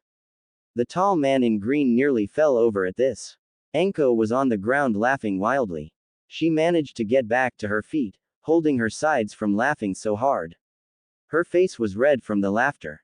Naruto, this is Maida Guy, and his clone Rock Lee, she introduced. So you're Naruto? Guy shouted. It is an honor to meet you. Lee, don't be shy. Introduce yourself. Yes, Guy-sensei. Lee shouted. Mitarashi Naruto, it is an honor to meet you. I can already see the fire of youth burning within you. I would be honored if you were to spar with me. Lee, that was beautiful, Guy said as a tear ran down his face. Lee looked at Guy. Both of them smiled as a sunset appeared out of nowhere. Lee, Guy-sensei. Lee, Guy-sensei. Lee, Guy-sensei. Anko slipped her hands of Naruto's eyes so he wouldn't have to see the next part of Lee and Guy hugging each other in the sunset. Anko sighed as the display ended and she cleared her throat to get the two's attention. Guy turned around and looked at the two. Listen, Guy, if there isn't anything you need, I need to get Naruto home, we still have a lot of training, Anko began. Ah, training for the Ninja Academy no doubt. Guy shouted. Well, yeah, Anko began only to be interrupted again. I sense a strong power within you, Naruto. Please, please fight me. Lee shouted. Can I have one more sparring session, Mom? Naruto asked. He looked at her with his big blue eyes, something that she found almost impossible to turn down. Fine, Anko sighed. Just one moment. Anko walked up to Guy and pulled him away for a minute. She took him away from the others and pushed him up against the wall. She looked at him like a lion about to catch its prey. Listen to me, Guy, she began. Lee is a lot stronger than Naruto. I won't deny that, but should any major harm come to my kid, then it's going to be you who pays for it, and I'll make sure you never teach another genin or academy student again, you got it? She pressed a kunai against Guy for emphasis. Of course. Guy said. I assure Lee will not harm the child. Good. Anko replied. Now, let's get over to training ground 13. The four made their way to the said area. Naruto and Lee both stood in the middle of a ring of sorts. Guy stood in the middle, while Anko stood off to the side, picking her teeth with a dango stick. Guy announced the rules of the fight. Taijutsu would be the only means of combating. No ninjutsu was to be used. Anko cleared her throat and shot a glance at Guy. The man then added that should either hear Anko say the match was over, then it would be over. The match started, and ended 5 minutes later. Naruto was no match for Lee, which was expected, seeing as how he was being trained by the best taijutsu masters of the village. Lee was running complete circles around Naruto, slamming his legs and fists into the poor child. Still, Naruto climbed to his feet, and insisted on continuing. It wasn't until Anko had to hold the boy in her arms that he stopped trying to fight Lee. Anko was worried. He didn't just lose to the child, he was devastated. She expected Naruto to call it quits, that he'd want to stop his training. She couldn't have been more wrong. Naruto shouted out to Lee that he better watch out, because next time he would be the winner. Lee smiled and accepted. Anko smiled. Naruto had made yet another friend. Why she would have preferred it not to be one of the green-clad clones, if it made him happy, that was all that mattered. Naruto continued to train for the remainder of the year. He worked until he had the 3 basic jutsus mastered. His weapon skills were amazing, and thanks to the now combined efforts of Lee and Hinata, he was quite good at taijutsu. Time sped forward until Naruto reached it. His first day of the Ninja Academy. He felt nervous. His stomach in knots. He had just finished backing his bag for the big day. How ya doin', squirt? Anko asked. Naruto jumped at the sound of her voice and threw a kunai at her immediately. Anko simply caught it between her fingers. Too slow, she grinned. Crap, Naruto replied. After living with the woman for a full year, it would be an understatement to say he picked up a few habits. He was now almost, if not as sadistic as Anko. He loved making big entrances, and began pulling pranks with the aid of Anko. His favorite one involved one they did against Kakashi. The man had walked by one day after Naruto and Anko had finished a chakra lesson. Due to Anko's influence, he had begun to hate perverts as well, yet he smiled brightly when he saw Kakashi walk by. Hey, Mom, he called. I got an idea. Really? She said as she saw Kakashi. What's up? She bent over and whispered in her ear. Anko stood up and laughed to herself. It was such a great idea. She'd have to be crazy not to do it. She agreed and went into hiding. Naruto moved stealthfully to Kakashi. He had an edge thanks to his training with Anko. Naruto made quickly transformed into the woman shown to him by Kakashi, and to top it off, he used a henge to hide his whisker marks and make his hair brown. Kakashi looked up just in time to see the disguised Naruto. His eyes bugged out, and nearly got a nosebleed, until he remembered it was Naruto. Naruto, doing that in public, in the middle of the day no less, is not the best way to do that. Kakashi said. Ah, you recognized me? Naruto asked as he turned back to normal. I taught you the trick, it's not that hard to figure out, Kakashi replied as he put his book away. Damn, Naruto replied. You got me. Oh, well, I gotta go home and get some rest, I got school tomorrow you know. Kakashi nodded and reached to pull his book back out. However, when he reached into the place he kept the book, he realized it was gone. He looked back at Naruto to see him holding the small orange book. A snake slithered away. Hey, here you go, Mom. Naruto shouted. Kakashi's eyes widened as his precious book flew into the air, and Anko shot fire out of her mouth. The book was turned to dust before his very eyes. He fell to his knees. Severe anger raging in his eyes. Suddenly, Naruto tossed him a book that slapped him in the face. His eyes got even wider. Geez, Kakashi, Naruto replied with a grin. Don't freak out so bad. Naruto and Anko almost died laughing when they got home, promising to pull that again one day. So you all ready for your day? Anko asked. I guess, Naruto replied as he put his bag in the corner of his room. After begging the Hokage, a new room was built into the tower to separate Anko and Naruto, giving them each a bedroom. Really? Then what's wrong? Anko asked. You're my kid. I know when something's bugging you. It's just, I wanna make a big entrance. Something that'll let 'em all know that I'm not your average ninja in training, Naruto replied. Trust me kid, Anko replied. I have just the thing for you to do. Naruto looked at his mom with question, but listened to what she had to say. As she explained it, the grin on his face grew wider, and wider. Soon the day came. A man by the name of Yumino Iruka was walking through the hall to his classroom. He had a small class, probably his smallest class ever, only having about 9 students. He entered the classroom. Noise and laughing and such were blasting through the room. He always hated the first year with a new class. He had to memorize a bunch of new names, figure out what made each of them tick, and how to get each one under his control. He sighed as he walked to the front of the room and slammed his books on the table. The noise was so loud that everyone in the room looked like the crap themselves upon hearing the noise. Now that have your undivided attention, we may begin, he said to the class. My name is Yumino Iruka. You will address me as Iruka-sensei, and not by anything else. I want to make one thing clear to you all. This is not a babysitting service. I have people in this class that want to learn, and as such I will remove you from the class if you appear to be holding the rest back. The class all nodded in agreement. Now that that's all out of the way, let's take roll. He pulled out a sheet of paper from a notebook. Let's see here. Inazuka Kiba. Here. Called a loud kid. Akamichi Choji. Yo. A large boy called with his mouth full. Haruno Sakura. Present. Called a pink-haired girl, who was glaring at another girl with blonde hair. Yamanaka Ino. Here. The blonde girl shouted, returning her glare back to Sakura. Uchiha Sasuke. The black-haired boy replied. Sakura and Ino both drooled over him. Nara Shikamaru. How troublesome, the lazy-eyed boy replied.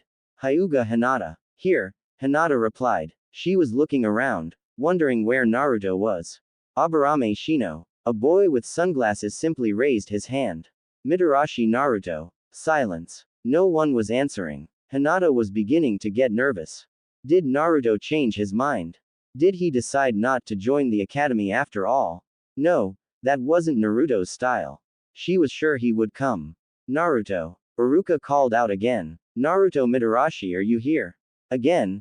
No one answered. Mitarashi Naruto going once. Twice. 3 Tim. Iruka froze. He looked at the window just in time to see a giant black mass blast through the glass. The students all rose to their feet as somebody just broke through a window. Hinata immediately put her head on her desk. Please, not like this, she thought to herself. It was too good to be true though. The person stood up, resembling a boy with blonde hair, which hung in a ponytail. He wore a large, black trench coat, a fishnet shirt, black baggy pants, and a pair of black combat boots. Suddenly a large flyer flew out behind him. In huge red letters, it read, Mitarashi Naruto, future genin. Hey, not bad, ha Hinata. Naruto shouted. Every eye in the class turned and glanced at Hinata, who was sitting in the back. Her face was a blood red. She put her head even further down on the desk. She was cursing Naruto under breath. One day and she was already pegged out as the freak who jumped through a window to show off. Uruka walked up behind Naruto and smiled. Mitarashi Naruto? Uruka asked. Yup. That's me. Naruto shouted. Good. Uruka replied. He then smashed his fist into the back of Naruto's head. Get in a seat and sit down. Naruto laughed and shrugged his shoulders. He made his way to the back of the room with a grin. He made sure everyone would know who he was. He was so happy that he failed to notice everyone giving him glares. He was already the one in the mind of the students who decided to piss the teacher off in the first day. Hinata was praying that she wouldn't have to pay for her best friend's fun. Uruka sat mumbling under his breath as he pulled out another sheet, trying to find who was the parent or guardian of his new, favorite, student. He finally matched them up, and almost turned ghost white. Anko, he thought. I thought he looked familiar. This is going to be one interesting 7 years, especially with a kid being raised by that psycho. It's bad enough that I have the damn fox demon, but now he's being raised by that woman too. What did I do to deserve this? Alright, he said with a sigh. Let's get started. Meanwhile, Anko and Kurenai were sitting at a dango restaurant, enjoying a late breakfast. Anko was telling her exactly how she set up Naruto to greet his new class. The grin never left her face during the whole thing. You really had him do that? Kurenai asked. Of course. Anko replied. He wanted to make a big entrance, all I did was push him in the right direction. Uruka will kill you later, the Junin replied. Both girls looked right at each other and nearly fell in the floor laughing. Uruka was smart, but his skills were lacking, one reason that he never made it past the Chunin level. At any rate, there was nothing to do but kill time until the school day was over. They finished their meal and began to walk from the restaurant. I really wonder how Uruka will take Naruto as a student. Kurenai asked. Who knows? Anko said, throwing a dango stick into the trash. Why don't you ask Naruto when he graduates? Maybe he'll end up on your team. Don't even joke like that, Kurenai replied. That's all I need is a mini-you on my team. Naruto was now 9, and it was his 3rd year at the academy. No one in the academy knew quite what to think about Naruto. Sasuke thought he is an annoying, talentless loser. Kiba thought the same. Ino and Sakura both hated him because he didn't worship the ground Sasuke walked on. Shino didn't care much one way or the other, as was the same with Shikamaru and Choji. Uruka thought he was just like Anko, and cried for the future when two of her running around. Of course, Hinata was his best friend, so she had to like him.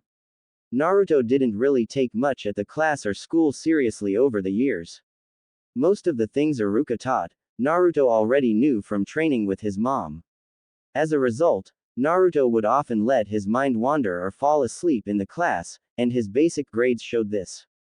However, when it came time for tests, Naruto was one of, if not the best, except for when it came to clone jutsu tests. It was then that Naruto decided that clone jutsu was his worst area, and he tried to avoid it whenever possible.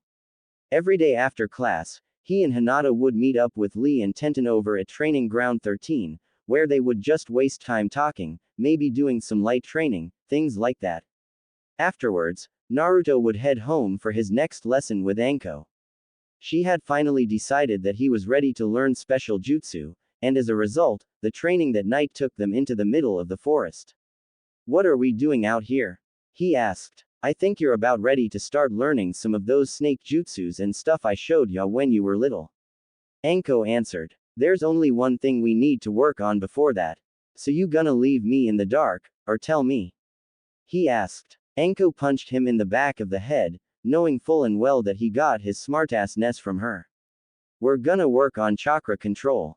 Anko answered. You spend way too much doing the basic jutsu still, and if you wanna learn any of these, then you need to be able cut back drastically. Whatever, so how do we do that?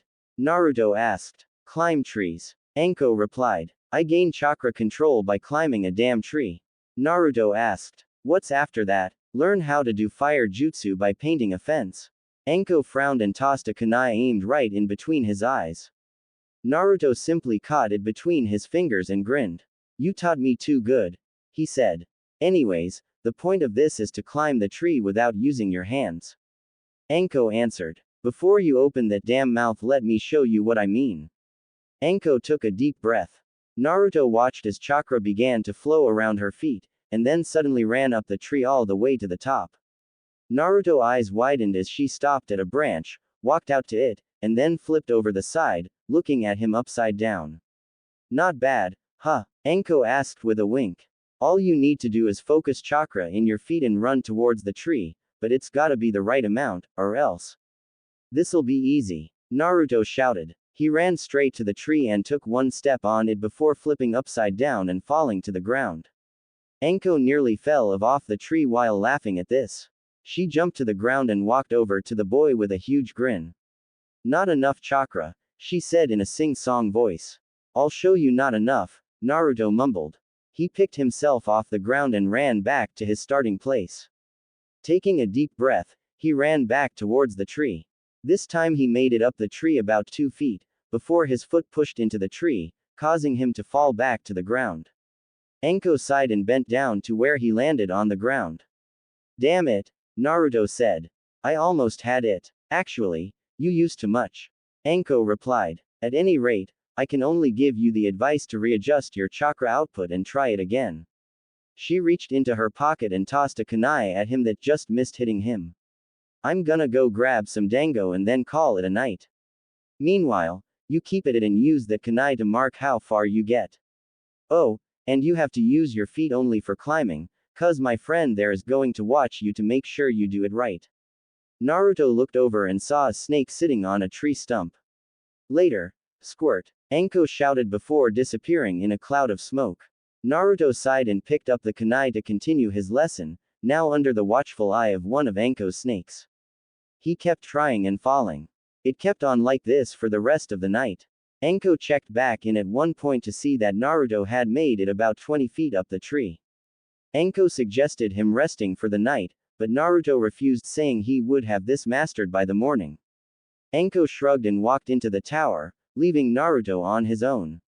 It was pretty nice having the tower to herself for one night. She enjoyed a full bottle of sake, followed by passing out on the couch. She walked out the next morning discovering that Naruto was nowhere to be seen. Suddenly a kunai flew right by her face, gracing the side of her cheek.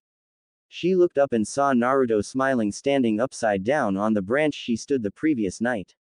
Nice job, Squirt, Anko said to him. Now get down here and I'll teach you one of my jutsus. Naruto hopped down and ran to Anko. She showed him the hand symbols, and then shot her arms out, shooting out 5 snakes from her sleeves. Naruto repeated what she did and shot his arms out. He managed to send 2 snakes out, which was enough to make him happy. He realized that he was going to be late and ran towards the academy. Anko sighed as she looked up at the tree, and then headed to town for some breakfast. She would later hear talk about how 2 snakes crawled into Ino's dress in class that day. Soon, the final day of the class came. Naruto, due to his pranks and laziness in the class, secured himself a nice cozy place as the last in the class. In order to graduate, the class needed to successfully make 2 bunshin of themselves. Alright everyone, Uruka said to the class. In order to graduate you must make 2 successful bunshin. That being said, let's get. Wait, where is? Before he could even finish, Naruto jumped through the window that he done so many times before. Uruka regretted the fact that he was Anko's kid. He sighed and had Naruto take his place in the back of the line. One by one, the class would come down to perform the test. Hinata took her place in the back with Naruto. You had to be late again? She asked. Come on, it's not like that bad. Naruto replied. Besides, I won't get to do this thing again, Also, I feel like it's my duty to be a complete doby, Sasuke muttered. Shut up, asshole, Naruto replied. Naruto and Sasuke hated each other. No, that was an understatement. They wanted to kill each other. Sasuke enjoyed rubbing Naruto being last in the class, even if he did that on purpose. Hinata smiled when Iruka called Sasuke down to take his test, thereby avoiding another fight from breaking out between the two. Why do you let him get to you so bad, Naruto-kun? Hinata asked. Because he bugs me, Naruto replied. He's had his whole life handed to him, just because of the status his family had. Naruto, Hinata began. Hinata, would you please come down here and take your test today? Iruka called out. Hinata apologized and walked down to the front of the class. Naruto leaned up against the wall and sighed. He looked over to see Sasuke glaring at him while showing off his new forehead protector. Naruto rolled his eyes, only to be hit in the back of the head by Sakura and Ino. What? You think you're so good? Sakura asked. Quit picking fights with Sasuke-kun, he's way smarter, stronger, and better than you'll ever be. Yeah, Dobi, Ino replied. Why don't you quit wasting everyone's time and get out of here so the people who matter can go finish? Iruka's assistant, Mizuki, happened to see the display that Naruto was given. An idea was forming in his head. He smiled and stood up. Iruka, it's past lunchtime, why don't we take a break here, and come back in about an hour to finish up? Sakura, Choji, Ino, and Naruto still need to take their tests anyways. Being hungry may distract them. He asked Iruka. Sounds good, Mizuki-san. Iruka replied. Alright, we have an hour for lunch, then you all come back so we can finish the test, and Naruto, be on time and use the door. Whatever, Naruto mumbled. He headed for the door with Hinata, when Mizuki put his hands on his shoulder and stopped him. I heard the way Ino and the others talked about Naruto. Mizuki said. You know it isn't fair, almost as if they never gave you chance before they started hating you. It's okay, Mizuki-sensei. Naruto replied with a smile. I'm used to it. Well, I'm not. Mizuki replied. Let me make it up to you, by taking you out for ramen. What do you say? I say why didn't you ask sooner? Naruto shouted. Let's go Hinata-chan. Hinata didn't even have time to agree before Naruto was pulling her along. The three of them reached the ramen stand, ordering miso ramen for Hinata, beef ramen for Naruto, and shrimp ramen for Mizuki. They sat and made small talk while waiting for the ramen. Finally it came. Naruto and Hinata both reached for the chopsticks, and Mizuki smirked as he dropped something into Naruto's bowl. Neither Hinata or Naruto noticed this though, and the three quickly ate the ramen and made their way back to the academy. The tests resumed, and after finishing up with the others, Iruka finally called Naruto to the front. Naruto felt woozy as he got to his feet. He shook it off as being slightly nervous about the test, and hurried to the front. Alright, Naruto, Iruka said with a sigh. Hurry up and make 2 bushin. That's it, Naruto replied. Damn, Ka-san is right, you are a pushover. Just shut up and do it, Iruka said rolling his eyes. Naruto nodded, noticing that the woozy feeling was back again. Naruto, something wrong. Hinata sat up in her seat as she noticed Naruto acting funny. No, sorry. Alright, 2 bushin coming up. Naruto shouted. Naruto focused and performed the desired jutsu. Disappointment arose. Standing beside Naruto was one of those failed clones, like he made back when Anko started training him. He felt a knot in his stomach. He heard them all, minus Hinata laughing behind him. Hinata was speechless. Naruto had this jutsu down, there's no way he should have messed up. I can't believe this, Naruto, you fail. Iruka muttered. Come now, Iruka-san. Mizuki pleaded. He did manage to make at least 1. Can't you let him pass with that? Did you even feel the need to ask me that? Iruka replied. Why should I reward him for barely trying in class? If he would have taken it seriously he would have passed. Naruto wasted no time. He didn't want to hear the jeers coming from all the class. He didn't want to hear Iruka telling them to be back at the class at 10 tomorrow to meet their Junin instructors. He didn't even want to wait for Hinata. Naruto ran straight out of the school, straight to the swing in the back of the academy schoolyard. He watched as all the parents celebrated with their children about passing. Anko was on a mission today, so she wouldn't be back until late tonight. Naruto sighed as he was about to head home, when he saw Mizuki in front of him. Naruto-kun, I'm sorry. Mizuki said. Ah, don't worry about it, Naruto said. He flashed a smile, but Mizuki could tell it was fake. I just don't know Mizuki-sensei. I thought I had everything on top, but it seems like no matter what I do, there's always gonna be something in my way. Naruto, what if I knew of a way that you could pass the Genin exam for sure next time? Not only that, but it has techniques that would make anyone respect you. Mizuki replied. What is it? Naruto replied. Mizuki smiled. He bent down and whispered. Naruto started grinning. He couldn't believe that something like that was in the village. He nodded, and agreed to meet Mizuki in the woods near the tower at 10 p.m. Mizuki walked away from the excited Naruto, face beaming with pride. Night fell in the village. Anko had finally returned from her mission and entered the tower, only to find it quiet. Yo, Squirt, she called out. Get your out here. Guess he ain't here. A smile crept around her lips.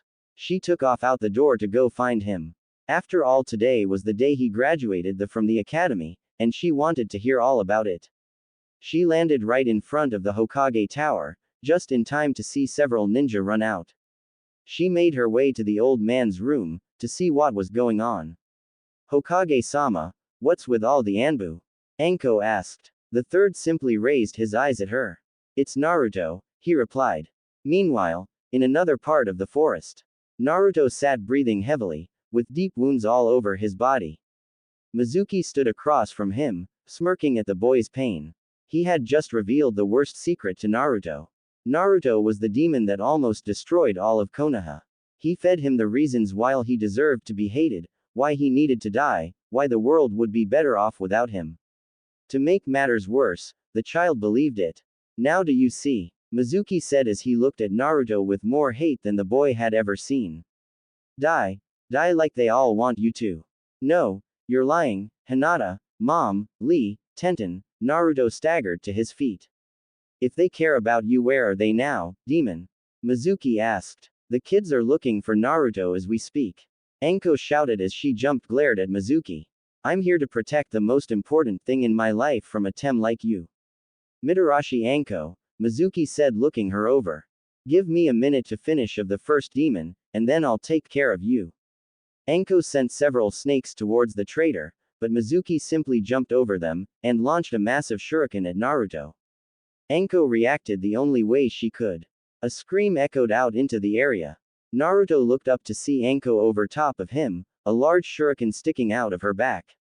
You alright, Squirt? Anko managed to ask. Before she could even get an answer, Mizuki kicked her to the ground. Maybe, I'll finish you first, Mizuki replied. Naruto's eyes widened as he watched Mizuki pick her up by her hair, and hold a kunai to her throat. He felt anger. A presence of a different energy flowing within him. Naruto rose to his feet, growling. Get thee away from here, he growled. Mizuki's eyes widened. Naruto's eyes were now red with black slits. Mizuki smiled. What are you going to do, demon? Mizuki asked. Naruto said nothing. He performed several hand signs, and suddenly, 100 Narutos appeared behind him. All 100 ran forward, and before Mizuki could even scream, he began to literally be ripped apart. Anko quickly rose to her feet and grabbed the real Naruto, before he could go any further. Iruka and some Anbu arrived at the scene. Mizuki lay clinging to life. Anko, though wounded, held the angered Naruto, stroking his hair while hugging him, slowly calming him down. What happened? Iruka asked. Mizuki tricked him. Anko replied. Mizuki is the traitor, caught by Naruto, who saved my life as well, using the kage bushin. Iruka nodded and he bent down to Naruto's eye level. I apologize for everything, he said. You arose with the true essence of a ninja, ready to put your life on the line to protect those who mean the most to you. Iruka-sensei, Naruto asked. I want you to have this, he said. Iruka reached in his pocket and pulled out a small headband. What's this? Naruto asked. A forehead protector. Iruka replied. You showed that you are ready to be a ninja after all. I apologize for everything, Naruto. Be at the school tomorrow at 9 a.m. to officially begin your career as a genin. Hi, Naruto replied. He tied his protector around his head, and despite his cool act he was trying to put on, he began to dance happily. I'm a ninja. I'm a ninja, he shouted to his mother. Anko smiled at the boy's happiness, but at the same time, a thought ran through her mind. Does he not even remember what happened? She thought. Anko and Naruto returned home for the evening, but not before running into Lee, Hinata, and Tenten to enjoy some ramen as a celebration. Meanwhile, the three Junin chosen to lead the new graduates arrived at the Hokage's tower. Glad that you all made it on time, the Hokage said. Kakashi, Kurenai, and Asuma, please be seated. All three sat in the chairs in the office. I trust you have all three gone over the information in the folders on the 8 graduates. Yes, Hokage-sama, Kurenai replied. However, it will be difficult to lead a team of only 2 genin. Suddenly, Iruka ran into the room. The sudden arrival of him surprised the others, but he apologized and walked to the Hokage. Iruka-san, what are you doing here? The Hokage asked. I apologize for coming during this meeting, but I have to deliver this to Kakashi and the others. Iruka replied. He handed them all a piece of paper, as well as one to the Hokage. This Mitarashi Naruto, Asuma replied looking at the paper. I was informed that he did not pass the genin exam. Naruto passed. Iruka explained. He took his test late, during the Mizuki and Forbidden Scroll incident. Not only was able to save the scroll and Anko-san, but he mastered the Kage Bushin Jutsu. That is a Junin level technique, Kakashi replied. Indeed, but I witnessed the whole event. The Hokage replied, pointing to his crystal ball. I approve of Naruto's graduation.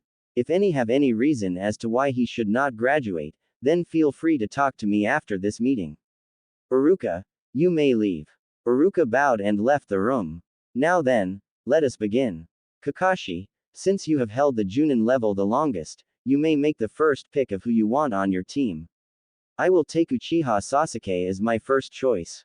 Kakashi replied. Very well. Hokage replied. Asuma, I will pick Nara Shikamaru as my first genin. Asuma answered. Kurenai, the Hokage called. I will pick Hyuga Hinata as my first choice. Kurenai replied. Very well. Now who will be your second choice, Kakashi? The Hokage asked. Inuzuka Kiba. Kakashi replied. Akamaiki Choji. Asuma answered without being called. Mitarashi Naruto. Kurenai suddenly said. Aren't you supposed to save the bottom of the barrel for last? Asuma asked with a smile.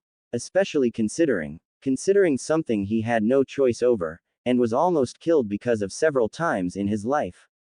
Kurenai replied. We all know that he is a child, not the demon. Just like his mother is nothing more than a person, not a monster. I'm tired of them both suffering for things that have happened, no matter how hard they try to overcome it. Very well. The Hokage replied smiling. Kakashi, I will take Yamanaka Ino as my final student, he answered. I will take Haruno Sakura, Asuma stated. Which leaves Kurenai to take Aburame Shino as her last student. The Hokage replied. Now, I will go over some minor things, just in case anyone has forgotten. In order for the genin to be officially taught by you, a test must be passed showing that the team you have chosen is capable of working together. If one of them should fail, the whole team must be returned to the academy, until a new genin is capable of taking the member's place. After you finish your test, and if they should pass, return the day after the test to begin running your D-rank missions. Now, you are all dismissed. However, Kurenai, please remain here for a moment. Kakashi and Asuma bowed and left the room. What is it, Hokage-sama? Kurenai asked. I'm sure you know, Naruto is the container for Demon Fox, the Hokage began. Kurenai nodded. Now, as you know, this information must remain a secret. It could be a disaster should his team find out at the start. While I doubt Hinata would care, we can't predict how Shino, much less the rest of the genin would react. I understand, Hokage-sama. Kurenai bowed. It shall remain a secret. Good, now go. The Hokage replied. You'll have your hands quite full with Naruto on your team, and we know how he is after spending over half of his life raised by Anko. Tell me, why did you pick Naruto? Let's just say, as a favor for a friend, Kurenai replied as she left. The next day, Naruto arrived to the class on time no less. He immediately received various surprised glares as he walked down the stairs and sat near Hinata. She noticed the smile that was spread on his face. Having a good morning? Hinata asked. Damn straight. Naruto replied. Mom taught me a new jutsu, I made genin, and I learned a clone jutsu that is far superior to the one you all know. I think you just got lucky Dobi, Sasuke replied. There's no way a loser like you could make genin. Without even wasting a minute. A kunai was suddenly sent flying by Sasuke's cheek. Naruto walked over to a wall, pulled out the kunai, licking the blood that was on it. Sasuke and the whole class looked at him like he was crazy. Tastes like fear and failure, Naruto replied. Naruto. Ino and Sakura shouted as they both ran towards him. Naruto simply slid out of the way and watched as the both ran into the wall. You should really watch where you two are going, Naruto replied. He returned to his seat, and talked to Hinata until Iruka came into the class. Everyone who was still standing returned to their seats. Ino and Sakura did their daily battle over who would sit by Sasuke until Shino walked in and took the seat. Alright, class, Iruka said. My final act as teacher is to assign you all to your new genin teams. Each of these 3 teams will consist of 3 of you, and be led by Junin. During this time, you are to obey their commands, as they are now your leader. In other words, please do your best. Now that you are genin, you officially represent Konoha. The 9 genin nodded and Iruka looked at the team sheets he was given. Team 10, led by Sarutobi Asuma, will consist of Haruno Sakura, Akamaiki Choji, and Nara Shikamaru. No sooner had the man finished speaking that Asuma entered the room. He instructed the genin to follow him to training field 9. Choji followed first, munching on some chips, Shikamaru mumbling something about troublesome girl, while Sakura cried about not being with Sasuke. Next we have Team 7. Iruka resumed. Your new leader will be Hatake Kakashi, and will consist of Yamanaka Ino, Uchiha Sasuke, and Inuzuka Kiba. Ino cheered as she would be paired with her precious Sasuke. Sasuke remained silent, and Kiba looked around. Something was missing. Kakashi wasn't there. Yo, where is Kakashi-sensei? He asked. Good question, Iruka replied. Take a seat by the front while you wait, and I assign the others. Now then, the next team is Team 8. It will consist of Hyuga Hinata, Aburame Shino, and Mitarashi Naruto. The 3 looked up as the said woman walked in the room. She looked at her 3 new students. Hinata bowed politely, Shino simply nodded, while Naruto had a huge grin on his face. Kurenai sighed. This would be a true test of patience with Anko's kid on her team. Alright, team, she told the 3 genin. Follow me to the roof, and we'll begin things there. Naruto, Hinata, and Shino followed their new Junin instructor to the roof of the academy. She decided that she was going to play by ear to decide what she would do today with the squad. She needed to give them the test to see if they were ready to be a team, and it would be helpful to know more about them as well. Once they reached the roof, she instructed them to have a seat before. Alright, let's get started, shall we? She said to the genin. My name is Kurenai Yuhi, and I'll be your new Junin instructor on our team. I'm going to come on out and say that you all are the first team I ever led, but get one thing memorized if you learn nothing else, I'm not here to babysit you all. I have better things I could be doing, so I expect you all to behave like grown shinobi, got it? She asked. She glared at Naruto for a moment, who wasn't even paying attention. He was busy balancing a kunai on the tip of his nose. Anyways, why don't we get started by introducing ourselves? Tell me your name, likes, dislikes, hobbies, and any goals. Why don't you start us off? Naruto asked. We at least slightly know each other from class, but we don't know squat about you. Kurenai cursed Anko for raising Naruto to have her personality, but had to admit he had a point. Fine then, Kurenai replied. As I said at the start, my name is Kurenai Yuhi. My likes are tea, my friends, and reading. My dislikes are people who harm others for fun, cold weather, and people who treat friends and teammates with disrespect. My hobby is reading, and my goal is to be successful with my first genin team. Now, let's move on to you, she said, pointing at Shino. What's your name, likes, dislikes, and hobbies? Shino Aburame. The quiet boy replied. Bugs, people who hurt bugs, and training with my bugs. You're like an open book, ain't ya? Naruto asked him. Shino simply pushed his sunglasses up on his nose. How about you next then? Kurenai said looking at Naruto. Fine by me. Naruto replied. My name's Naruto Mitarashi. I like my friends and mom, ramen, snakes, and dango. My dislikes are liars, people who think they're better than everyone else, fangirls, people who mistreat snakes, and the 3-minute wait for ramen to cool. My hobbies are eating ramen, training with my friends and mom, and learning new jutsus. Kurenai looked at Naruto as he grinned. He reminded her so much of Anko. She had the same obsession with snakes when they were genin on the same team, but that was a long time ago. Kurenai snapped back into reality and asked Hinata to introduce herself. My name is Hinata Huga. She answered quietly. I like my 3 best friends, flowers, and training with my friends. I hate people who judge someone before they get to know them, and my hobby is pressing flowers. Kurenai thought for a moment. Her team consisted of what seemed like a miniature Anko, a girl who was incredibly shy when put on the spot, and a boy with little to no emotion. It was quite an unusual team. She nodded for the team to rise and she smiled. Now that we've finished introducing ourselves, it's time for a test to see if you're ready to become genin, she told them. A test? Naruto shouted. I thought we already took the graduation exam. What the hell do we need another test for? Hinata gave Naruto a look for his loud outburst trying to get him to calm down, while Shino simply sighed. Let me finish. Kurenai said. This is more of a survival test of sorts. Meet me at training ground 11 in about an hour, and I'll go into more there. Kurenai disappeared in a cloud of smoke, leaving the 3 genin standing on the roof. An hour? Huh, Naruto replied. Alright, come on Hinata and I guess you to bug boy. Naruto grabbed Hinata and took off, with Shino walking slowly behind. As they reached the bottom floor of the school, they passed a silver-haired Junin who had his nose stuck in a book. He was mumbling to himself as he walked up the stairs. Let's see, lost on the road of life. No, maybe saving people from a fire. He asked himself. Naruto-kun, where are we going? Hinata asked. We're looking for Ten-chan and Bushy Brow, Naruto replied.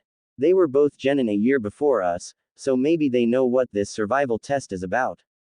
They have a different Junin leader though, Shino spoke up. How would asking them about it help? I doubt they Junins give the same tests. Shino may be right, Hinata replied. Besides, I don't want to interrupt them if Guy-sensei is training them. What? I'm sure he wouldn't mind giving them a break for a few minutes. Naruto replied. Besides, I've never met their teammate yet. I think we don't need to meet them.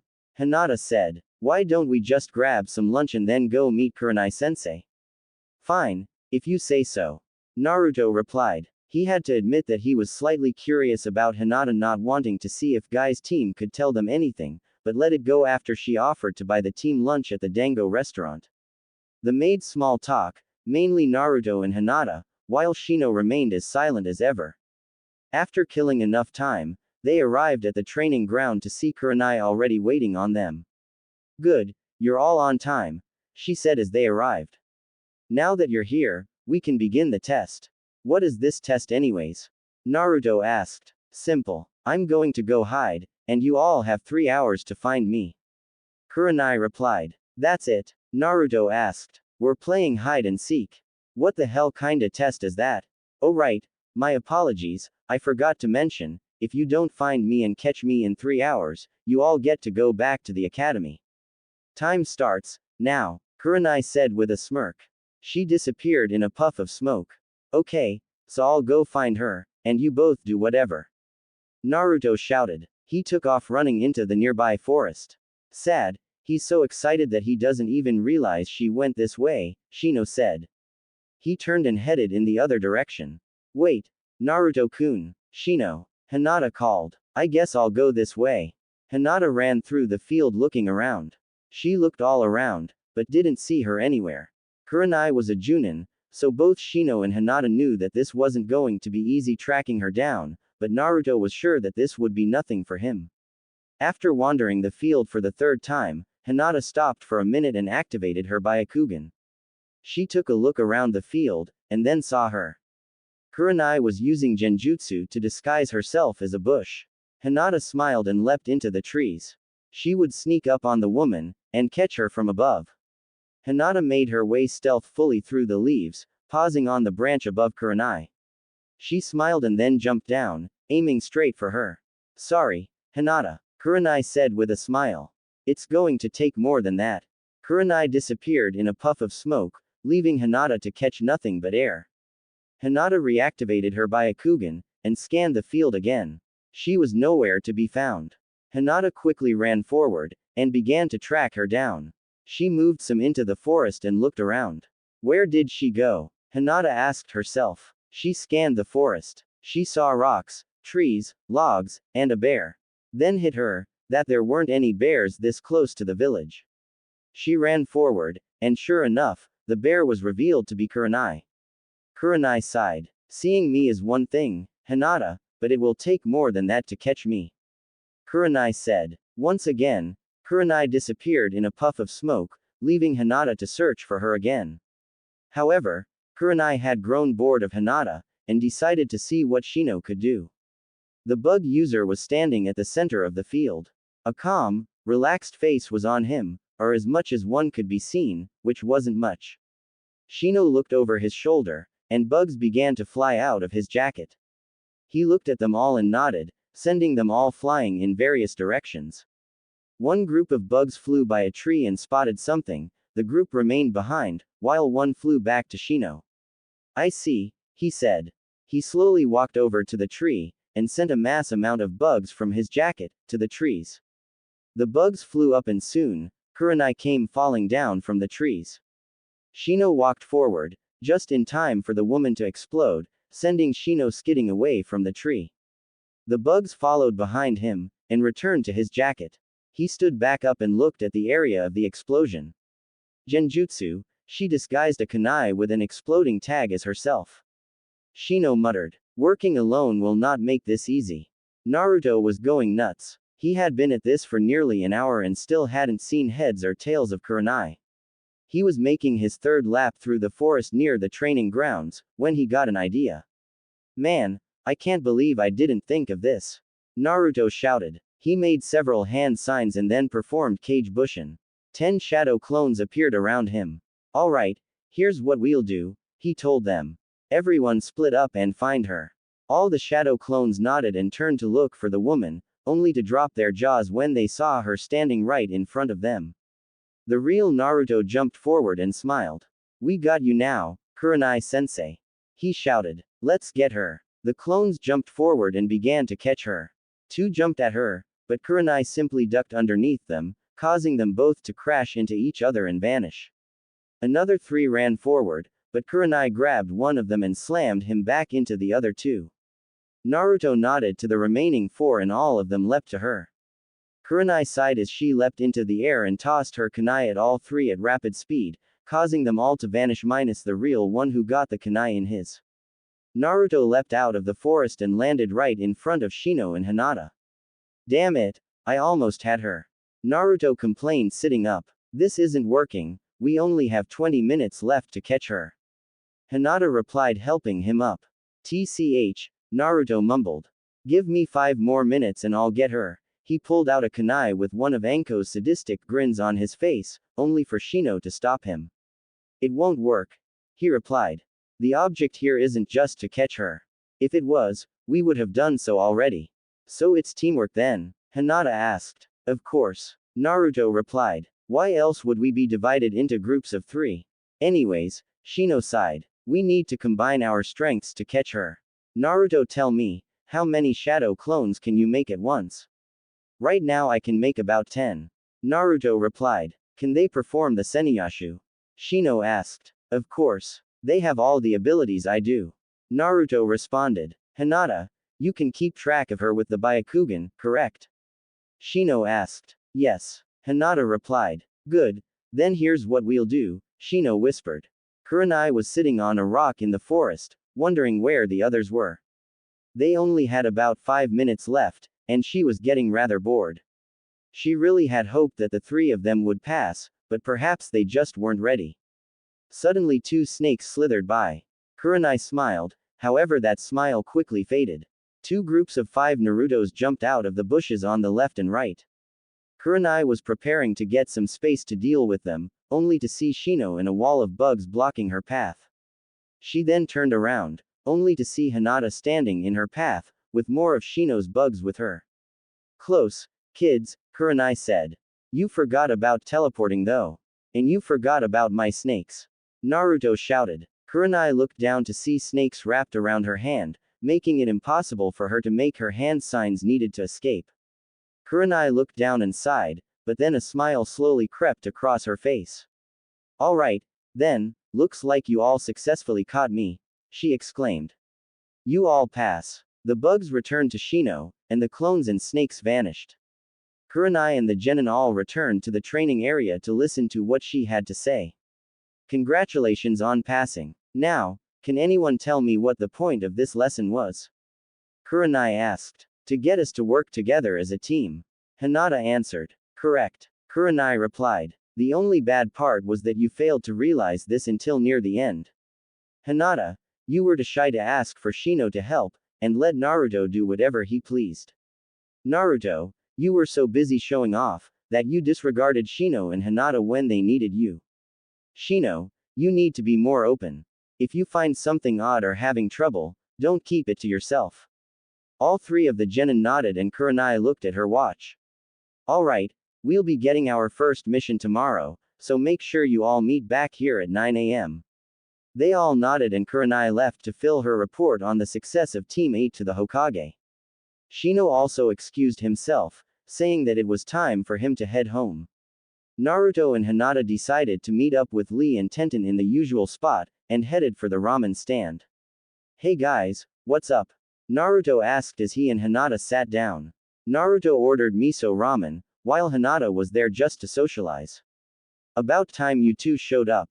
Tenten replied. Where have you been? We had our first meeting with our Junin leader today. Hinata answered. Kurenai-sensei made us take some tests to see if we were ready to be on a team. You passed with flying colors no doubt. Lee shouted. I can see the fire of youth burning in you both. Yeah, Naruto said. He held his left ear in which Lee just screamed in. He reached onto a plate and pulled off his 6th stick of dango. She said we gotta meet her at the training grounds tomorrow at 9 a.m. for our first mission. Naruto looked at his watch and realized he was late. Damn, I gotta go, or else mom'll make do the target practice test again. Anko sure does make you train a lot. Tenten replied. I guess that's normal though when your mom is a Junin though. Naruto answered. I'll see you guys tomorrow. They watched as Naruto sped away from the restaurant. He made his way to the Forest of Death, back to the tower he and Anko called home. He opened the door just in time to see a kunai whiz past his face. Naruto sighed as he pulled it off the door frame and walked towards the balcony. Sure enough, there was Anko leaning against the railing with a huge grin. Can't you just say hi like normal parents? Naruto asked as he threw the kunai back at her. That wouldn't be much fun, now would it? Anko replied. Besides, you're late. Yeah, sorry about that, Naruto answered, scratching the back of his head. So, did you pass Kurenai's test? Anko asked. Of course, Naruto shouted. Though it was weird, I mean our test was like a giant game of hide and seek. Really? Anko said. That's the same test that our sensei used to give us when we were on a genin team. It took us all 3 hours to find him. That's right, you were on a genin squad too. Naruto replied. Who did you have on your team? Don't you know it's not nice to pry into someone's past? Anko asked with a smile. She suddenly kicked Naruto over the railing, back to the floor below. Besides, you got training to do. You know, I can make it down here without you kicking me like that, Naruto mumbled. Meanwhile, Hinata had just arrived home. She quickly ran up to the bathroom in her room, bathed and freshened up, and then headed downstairs for dinner. Her father, Hiyashi, along with her sister Hanabi and cousin Neji were already there when Hinata arrived. There was silence as the meal began. Hinata was probably the quietest there, barely making any noise, almost as if she was not even breathing. So, how was your day, Neji? The head of the main family finally asked. Same as always. Neji replied. Some light sparring with my teammates, opening little room to improve myself. Yes, I could see where a stronger team may benefit you. Hiyashi replied. Tomorrow morning I will see if any of the other genin teams have an open slot. Hinata, what about you? How was your first day as genin? It was fine, father, Hinata quietly replied. Who is on your team? He asked. There it was. The question Hinata had been dreading. She knew that he would not care about Shino, but her father had long ago displayed his dislike for Naruto, when he flat out stated that Hinata should avoid any contact with the boy. He never said why, which made her even more curious. Shino Aburame and Naruto Mitarashi, she replied, looking down at her plate. How did he make it to genin? Hiyashi asked. The Mitarashi boy failed the exam, or so I've been told. He passed the exam later. Hinata looked down. He was able to make more clones than anyone. During the T-test with Kurenai-sensei, he made 10. After dinner you shall spar with Hanabi. Her father suddenly said. He got out of his seat and walked away. I will not have a monster like him upstage the Hyuga clan. Hinata watched as Hanabi went after her father, and Neji just mumbled something under his breath before leaving. Her mind though was on Naruto. Why did almost everyone refer to him as monster and demon? What did he do to deserve so much hate? Things were a little more reserved and, as to be expected, morbidly quiet at the Aburame house. Shino was asked about his day and team. However, his family was mainly quiet when informed of Naruto Mitarashi being a teammate, or at least to his ears. Upon finishing his dinner and retiring to his room for the night, Shino's parents talked about the repercussions of Naruto being involved with their son could have on him as well as the family. They would ask the Hokage in the morning about keeping close watch on Naruto, to prevent the power inside of him from harming him. Shino didn't need to hear it, however. The mere mention of Naruto's name caused a slight detection of worry on his father's usually emotionless face. The gears in Shino's brain began to turn, making him wonder what it was that made the adults worry at the mention of Naruto. I trust all the tests went well. The Hokage asked the three Junin as they entered his office. More so than I originally planned. Asuma replied. I even hear old Kakashi finally passed a team. Only because they were the first to truly understand the point of the bell test. Kakashi added. He wasn't really paying attention that much. He appeared to be more interested in his new book. How about your squad, Kurenai? The Hokage asked. They all did quite well. In fact, their innate skills seemed to correspond well with each other, she replied. The combined force of Hinata's Byakugan, Shino's bugs, and Naruto's shadow clones and snakes are. Shadow clones and snakes. Asuma repeated. Shadow clones are a Junin level technique, and there are only 2 people I know who can use snake-style jutsus. He learned the shadow clone jutsu the night the scroll was stolen. Kakashi answered. As for the snakes, it is to be expected, seeing as how his mother is Anko, who also teaches him at night. So he's the one who stole the scroll? Asuma asked. I forgot you were on a mission when the event happened. Kakashi replied. Make no mistake. He was led to steal by Mizuki's orders, who was his sensei at the time. Kurenai replied. Do not think any less of the boy, as he was simply following orders at the time. Are you kidding? Asuma replied. The fact that a newbie genin is able to perform shadow clones is enough for me to respect him. That's good to know, Kurenai thought. I'm curious as to why she's teaching him his jutsus though. Kurenai thought. Kurenai-san, is something wrong? The third asked. No, anyways, I believe you have the first missions for us. Kurenai replied. Of course. The Hokage replied. These are the basic jobs for newly formed genin teams: home repair, shop aid, babysitting, things of that sort. All of you pick one and have the teams report to my office once they finish. All of them picked out one of the cards. Kakashi got one about running a flower shop for the day. Asuma picked out one about a trio needed to watch a set of triplets. Kurenai picked one out about a missing cat. She remembered how the team had to pass a test that involved finding her, and now their first mission would be finding a cat. She could see Naruto drawing out his kunai to slice anything that crossed him. She sighed at the thought as she went home, to rest up for a full day with her new team. Have you found the target, Whiskers? A female voice asked. Of course. Whiskers replied. How about you too, Pale Eyes and Bugs? Why yes, I mean Whiskers. Pale Eyes responded. I see him. Bugs added. Cool. Whiskers replied. On your word, Red Eye. Alright. Red Eye answered. Now, out of the bushes jumped Naruto, followed by Hinata and Shino. The cat immediately screeched and began to run. Naruto's eyes widened. Reacting on instinct of his training with Anko, he pulled a kunai and tossed at the running feline. Hinata gasped and covered her eyes. Shino simply arched an eyebrow. Kurenai heard the cat screech and immediately ran to her team. What she saw upon arriving almost made her faint. There hung the cat by his collar. The collar was hung on a low part of the tree so he wasn't choking, but it was stuck to the tree by a kunai. Hey, not bad, huh? Naruto asked. Shut up. Kurenai replied. She hit Naruto on the back of the head and walked over to the cat. Carefully, she pulled the kunai back at Naruto and picked the cat up in her arms. Naruto was starting to resemble Anko so much it scared her. She walked past her team and nodded. That's it for this mission. Let's go back and get another since it's still early, she told them. Shino walked behind her, while Hinata made sure Naruto was okay before she scolded him for being so reckless. He smiled as he listened to her. It almost made him think of her as a sister, which the two practically were from how close they were. Despite Naruto's unique way of handling things, the team was managing to complete about 2 jobs a day. However, to be honest, most of them were all boring in Naruto's point of view. He didn't see the importance of having ninja do jobs like gardening, dog walking, babysitting, and especially searching for lost cats. They had been genin for a little over 2 weeks now, and this was the 7th time that they had to look for the same cat. Just like always, they returned to the Hokage's tower, with cat in tow. My precious kitty, a rather fat woman shouted while grabbing the said kitty.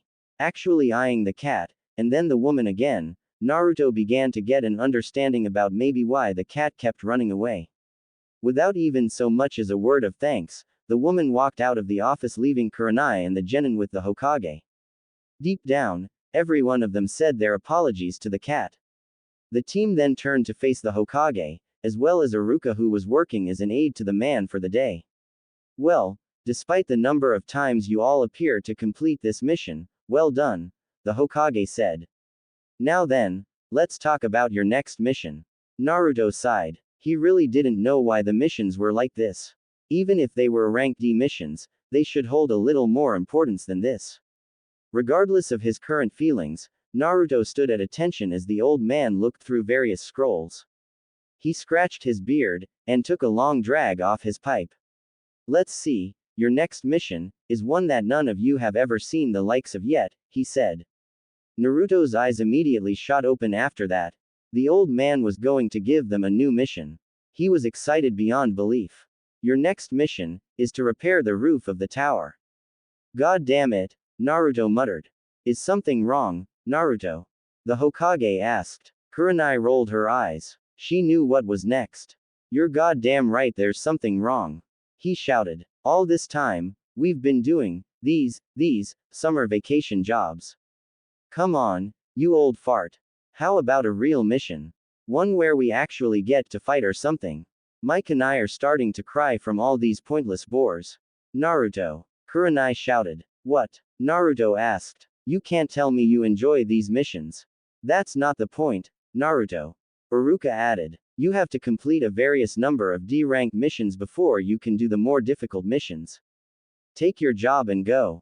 Our ninja skills are gonna go to waste though. Naruto protested. Come on, old man.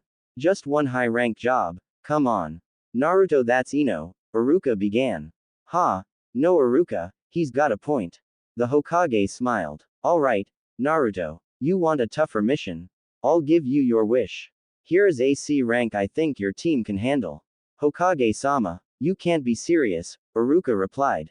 Why not? The old man asked. His team is already ahead of the other 2 rookie teams in terms of missions complete. I don't see why they can't start some C-rank missions. Now that's what I'm talking about. Naruto shouted. This is gonna be fun. Calm down, Naruto. We don't even know what the mission is, Shino replied. Who cares? Anything is better than the crap we've been doing. Naruto replied. Shino sighed. He had to admit that Naruto was right. These missions that the team had been doing recently were the pits. Hinata didn't say anything, but she was on the same page as the others, although Naruto could have put it a different way. Kurenai, on the other hand, was struggling not to beat the living crap out of Naruto. It was times like this that she thought about what it would have been like if she had taken Kiba instead. Now, the Hokage said with a chuckle. Everyone calm down and I'll give you the information. The mission is to serve as escorts for a bridge builder. You will take him from this village, to the land of waves. A bridge builder? Naruto asked. You gotta be kidding me, not a princess, or a lord, or anything like that. HMPH, judging from the likes of you, this'll be the end of me, a voice said. Naruto and the others turned to see an older man walk into a room. Naruto could smell the liquor on his breath. He had to be drunk. It was the only way he would make such a comment about Naruto was if he was blind. The old man scoffed. Hokage-sama, he began. With all due respect, you gotta be kidding me. This ain't nothing but a group of kids. There's no way they could protect me on the way to my homeland. He shot a glance at Naruto. Especially the blonde kid, he's an idiot. As if on cue, Hinata, Shino, and Kurenai grabbed a hold of Naruto. Rule number 1 of an escort mission, Naruto. Kurenai said with a sigh. Killing the client means failing the mission. Seeing as how I'm pressed for time, I accept their aid, the old man replied. My name is Tazuna, and until we reach the land of waves, you guys are under my orders. Actually, Tazuna-san, this team is my responsibility. I will make it our duty to protect you, but should something seem odd, I will have them return to the village for their own safety. Kurenai said. Whatever, let's just get a move on. Tazuna said. Get about a week's worth of supplies. Kurenai said to them. Bring only the necessities, and don't overpack. Naruto and the others nodded and made their way to their homes. Naruto bounced happily along the trees of the forest. He burst through the door and launched himself into the living part of the tower. Anko looked up from a book she was reading. Hey, kid, whatcha so excited about? Anko asked. You nearly took off the damn door. Can't talk. Gotta pack. Naruto shouted back. Pack? Pack for what? She called as Naruto dashed to his room. Damn it. She put the book down and walked down the hall to his room. She opened the door just in time to see clothes flying out of his wardrobe. Several kunai and throwing items lie scattered about the room, as well as a few scrolls. Naruto packed his bag like a madman, as if he was going to be on the run, and only had 5 minutes to escape. Naruto, Anko called out. He didn't respond. Oh, Naruto, she called again in a dreamy voice. Still he didn't answer. Finally she threw a kunai which landed right in front of his crotch, barely missing his area. Hey, kid, what? Naruto shouted as he fell over. The shot was so close his face was a different color. What the hell is it? You tell me. Anko shouted back. You broke the damn door down, run through the house screaming like a little school girl, and then start ripping your room apart. What the hell are you doing? Oh right, sorry about that. Naruto stood up. I'm going on a mission to the land of waves. I'm going to be gone for about a week. When did you find this out? Anko asked. Leaving the village makes a mission at least a C rank mission. You and the others only became genins 2 weeks ago. What can I say? I'm just that damn good. Naruto said with a smile. Anko smiled back. What the hell are you waiting for then? She asked. Get the hell out of here, and make sure you kill one for me. Naruto nodded and hugged her before running out the door to rejoin the others. Hinata, Shino, Kurenai, and Tazuna were all waiting at the gates when Naruto arrived. Tazuna looked annoyed. About time, Runt, the bridge builder said. Let's go. We're running behind as it is. Kurenai looked as the bridge builder began to walk, and nodded to the genin to come along. She couldn't put her finger on it, but something didn't seem right about this. Why was this man in such a hurry? This was a C rank mission, so even if there was any danger, it shouldn't be anything that they couldn't handle, even if they were a team of genin. As they walked along the path leading away from the village, Naruto took a deep breath of the air, as he looked around. He had never been outside of Konoha before, so he had to admit that all of this was new to him. He only calmed down for a minute when he noticed something close. A puddle, he thought. It hasn't rained in weeks, something isn't right about this. Kurenai-sensei must notice it too. He thought. Suddenly out of the puddle, jumped out two ninjas. Almost if by reflex, Shino and Hinata pulled Tazuna behind them. The two ninjas surround Kurenai, and wrap her in chains. They both look at each other, and nod. With one tug, the chains snag, and Kurenai is ripped to pieces in front of her team's eyes. Shit, Naruto muttered as he pulled out a kunai. As cool as that looked, it wasn't good. The two ninja turned and faced Naruto and the others now. Naruto looked back at his team. Shino was emotionless as normal, but a simple nod let him know that he was ready to move at a moment's notice. Hinata's eyes were wide with fear. Naruto cursed. It was just him and Shino for this fight. Shino sent out a wave of bugs which encircled Tazuna and Hinata. He then found himself engaged in a taijutsu fight with one of the ninja. Shino was not expert at hand-to-hand, but he was decent enough, thanks to training he received. His family believed that should bugs fail in a battle, taijutsu should be a backup measure. Your taijutsu is lacking, Shino said. I'm just letting you keep up, the ninja replied. The two continued to exchange blows. Shino was not able to land many blows, but he didn't seem to mind, as if he had a different plan. The ninja began to wonder what Shino was finding so amusing. Finally he got fed up. What the hell is so funny? The man asked. The fact that you made ninja, but pay so little attention to things around you.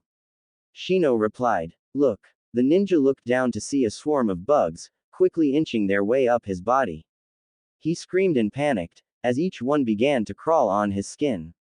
He passed out, almost immediately. His fear of the bugs snapping and devouring him was enough to take him down.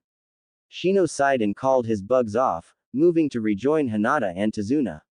Naruto smiled as the bug ninja returned to the others. That was sad. Naruto told the remaining ninja. Your friend just got lucky. The enemy ninja said. Besides, we took down that woman in one move. Hey, you're an idiot, you know that. Naruto replied. She's up in that tree. Naruto pointed to a tree behind him, and sure enough, Kurenai came hopping off a branch. So that makes the score 1-0. The ninja wasted no time in charging Naruto. The boy smiled and pulled out a kunai. Kurenai's eyes widened. She knew that smile. Anko used it every time she fought an enemy ninja. They never survived. Naruto ran forward and leapt over the ninja as he swung at him. With rapid speed, Naruto threw the kunai into his back. He landed behind the stunned ninja. He was surprised that a squirt like Naruto was able to move with such speed.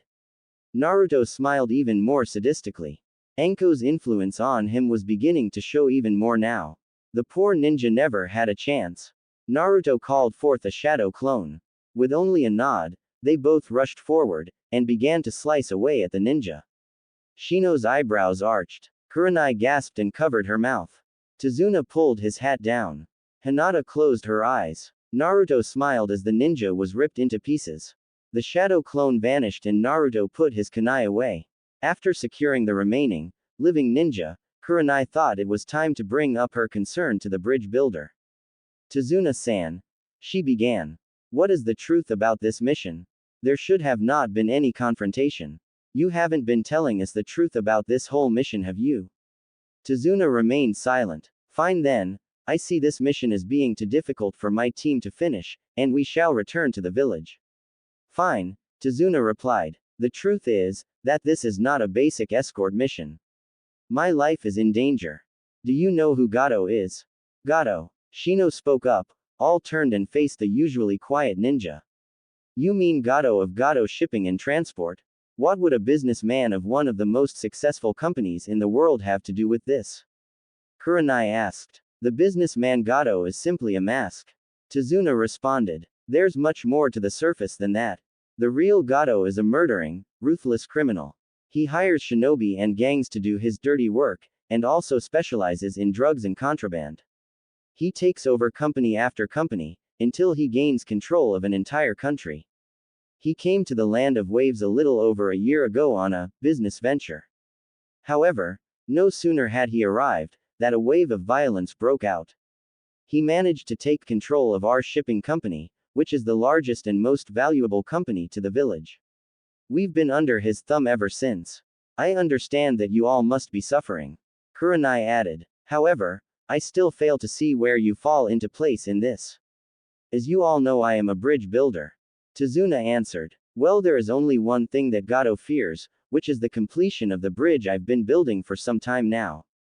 It connects the land of waves to the main land south, so the bridge would become a major aid for the village.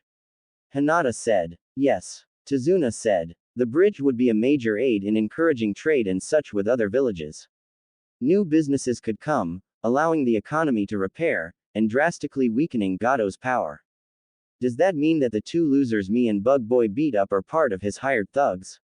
Naruto asked. Most likely. Kurenai added. They were most likely expecting Tazuna-san to come alone. Though you and Shino managed to fend them off easily, they had to be at least of the Chunin level. If what he says is true, there'll probably be many more of them to come, probably stronger than those two were. She turned and looked at her team, and then back at Tazuna. You'll have to forgive me, but the mission has seemed to become a great deal more dangerous. I cannot make a decision that will willingly put my team in danger. I have to take their feelings into consideration. With that, she looked back at Naruto and the rest. I want to know what you all think. If you find that the mission may prove to be too difficult, then we'll return back to the village and find a more suitable escort for him. If you think that you are willingly to continue though, and put it all on the line to complete the mission, then we shall continue onward. I'll do it, Naruto said without any hesitation at all. You could at least think that through first, Naruto. Kurenai replied. It's one thing to want to fight and show your toughness, but in the process of making this decision, you not only put your own life on the table, but Hinata's, Shino's, Tazuna's, and mine. It has nothing to do with proving strength. Naruto answered. I have a promise to keep. I don't turn down people who need help, I don't turn my back. If someone would have done the same thing 8 years ago, I wouldn't be here right now. She taught me better than that, and I am not going to betray what she taught me. Even if it means going alone, I will finish this mission, and protect Tazuna. Kurenai smiled. She knew exactly what he was talking about. If Anko had turned her back on him that night, Naruto would have been killed by the villagers. She understood why he was so determined to continue on, regardless of the danger. She turned back and looked at Shino and Hinata. Shino simply nodded and moved toward Naruto. He was on his side. That left Hinata. She sat there for only a moment before nodding. I think we should keep going, Hinata shyly said. Fine. Kurenai replied. However, we should keep a close watch on Tazuna-san. The team nodded and began to move forward once more. Naruto lagged behind a little bit, to wait for Hinata to catch up. She looked at him for a moment, before gazing back to the ground. Naruto looked at her curiously. Hey, what's up? He said. I let you and Shino down. She replied. If they were stronger, they could have ended up hurting you both, or worse, I'm so worthless. Hey, shut up, Naruto told her. You are not anywhere close to being worthless. You froze up, big deal. It's gonna take a hell of a lot more to kill me and Buggy off anyways. You're strong, Hinata, stop berating yourself. Besides, if you get in trouble I'll come help ya. I'd put my life on the line for my little sister. Little sister? Hinata questioned, making a pout face. Why do you get to be the older one? I'm 2 months older, that's why. Naruto said with a grin. Hinata giggled at this, as it reminded her of the first time Naruto called her that when they were maybe 6 at the most. The two ran to catch up to the others. Hinata was glad that Naruto was on her team. The two had become so close they were like brother and sister, and to be honest, Hinata felt closer to Naruto than she did the rest of her actual family. She promised herself that she would be stronger from now on. She would not be a burden to the mission. There was a long silence as the group made their way to the land of waves. It was almost nightfall, so the team decided to set up camp, and continue on later in the morning. Morning came, and soon the group found themselves on a boat heading for the land of waves. Naruto and the others seemed to notice that Tazuna was becoming more and more tense with every passing moment. Naruto, who was balancing a kunai on the tip of his finger, decided to kill some time and break the awkward silence. Hey, old man, he called out. What's this place like anyways? Naruto, you will address him as Tazuna-san at the least, do you understand? Kurenai asked. Fine, sighed Naruto. Tazuna-san, what is the land of waves like? Well, to be honest, the old man replied. It used to be a land of promise and opportunity. Before Gato came along, it was a prosperous port village. We mainly specialized in shipping and trade, but it was also a relaxing place to relax on a vacation perhaps. I suppose this all changed when Gato came along? Shino asked. Yeah, Tazuna said as he took a sip of his sake.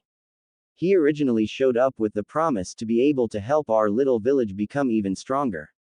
His plans that were showed to the mayor of the village and the council were pretty sound. For a time, they were as well. Gato was actually given control of the place since he was doing so well, that's when things went straight to hell. I think I see what happened next. Kurenai said. The money that was flowing into the village started going somewhere else. Bingo. Tazuna said. It went straight to Gato's pockets. Trade began to decrease, taxes rose, the council and mayor were given the boot, and before long, Gato essentially became a self-proclaimed king. Anyo, if he was so bad, why didn't the village get rid of him? Hinata asked. The land of waves isn't like one of the other major countries. Shino explained. Instead, it seemingly acts as an independent state of sorts. Because of this, while they do have a military force, it is not strong. Also, if Gato had as much money as Tazuna-san says he does, he was probably able to buy the favor of some of the military, or even hire his own. You're pretty smart for a runt. Tazuna said. At any rate, that is the truth. Gato has quite an army of rouge ninja, samurai, and the likes. They also managed to blend into the town rather seamlessly, so you guys will have to be pretty alert when we get there to do your job. We know, Naruto said. It's not like we need you tell us how to do our job. The boat eventually slowed to a stop and the team disembarked and began to make their way across a forest path towards the village. Tazuna led the way with Kurenai right behind him. Both the three genin followed suit by forming a triangle of sorts around them. As they trudged on, the air around them began to get misty and thick. Kurenai began to move a little slower, causing the others to follow. Strange, she said. It's mid-afternoon. It shouldn't be getting foggy and such like this right now. You're right, Tazuna said. Very unusual weather for this time of year around here. You guys know what to do. Kurenai said. As if by instinct, Hinata activated her Byakugan, Shino sent several of his bugs to scout the area around them, and Naruto summoned a small snake to move ahead some to see what was there. Tazuna let out a low whistle as he saw them do this without a single word being mentioned. Not bad for a bunch of runts, he said. Tazuna-san, with all due respect, give my team credit. Kurenai said. If the Hokage didn't think they were ready for an escort mission, he wouldn't have sent them. Kurenai-sensei, we are not alone. Shino said as his bugs returned. Alright then, I'll take point now. Kurenai said as she moved to the lead. Naruto, Shino, Hinata, you three form a triangle defense around Tazuna-san. The three followed their orders immediately. Once they ensured that he was safe, the team began to move again, cautiously. They were nearing a river when suddenly Hinata came to a stop. She looked around before she suddenly gasped in surprise. Everyone down, she shouted. Naruto pushed Tazuna down to the ground quickly as the rest of the team ducked just in time for a giant cleaver sword to impale itself into a tree. Kurenai looked up at the sword just in time to see a man wearing a Kurigakure headband land by the tree and rip the sword out. He wore bandages over his lower face, a blue jumpsuit of sorts, and had no eyebrows on his face at all. The most standout thing about him was the fact that his headband had a slash through the Kurigakure symbol. Damn, just missed them, he said as he set the sword against his back. Looks like old pale eyes there can see pretty good in this mist. What the hell are you doing? Naruto shouted as he pulled himself off the ground. And who the hell are you supposed to be? Shut up, brat, the man said. You're annoying. What? Naruto shouted. That's it, I'm gonna kick this guys. Naruto, stand down, Kurenai said as she walked forward. You wouldn't be a match for him at your level, isn't that right, Zabuza Momochi? So you've heard of me? The now identified Zabuza asked. I'm impressed. Don't be. Kurenai responded. Being a wanted criminal is nothing to be proud of. Listen, things may get a little rough from here. I need you three to hang back with Tazuna and protect him. Leave Zabuza to me. But Kurenai-sensei. Naruto protested. No buts. She replied. You aren't ready for an opponent like this, none of you are. Look, I really don't like beating up ladies if it's possible to avoid. Zabuza said. So just give me the old man over there, and I'll get out of your way. Sorry, but that's not an option. Kurenai said. Have it your way, just don't expect me to go easy on you. Zabuza said as he charged forward and sliced at Kurenai. The genjutsu specialist nimbly jumped out of the way as he attacked. She formed several hand signs as she landed, and began to blow a line of fire at the swordsman. He quickly countered by making several hand signs. He spiral of water fired out of his hands at the fire, canceling the attack out effectively. Not bad, Kurenai said. Canceling out my Kaden. Gokakyu no Jutsu, 1 with Sweden, Hahenryu 2. Don't get too full of yourself. I'm just getting started, Zabuza said. He made several more hand signs, and afterwards, he was joined in battle by a clone of himself. Mizu Bunshin no Jutsu, he said with a smirk. A clone? Naruto asked. That's his big plan. Yes, Shino replied. Did you not notice it? He used the water in the nearby river to form the clone. In a way, it's like your shadow clones. It'll be able to attack and use jutsu like he can. The two Zabuza grabbed their blades and ran forward towards Kurenai. Each one let forth a mighty swing in the opposite direction, each blade slashing right through the Jonin. Kurenai smiled as her body began to waver and disappear upon being slashed, causing Zabuza's eyes to widen in shock. An illusion? He asked. Suddenly a kunai flew through the air and pierced the clone, killing it instantly. They don't call me the genjutsu mistress for nothing, she said as she appeared behind Zabuza.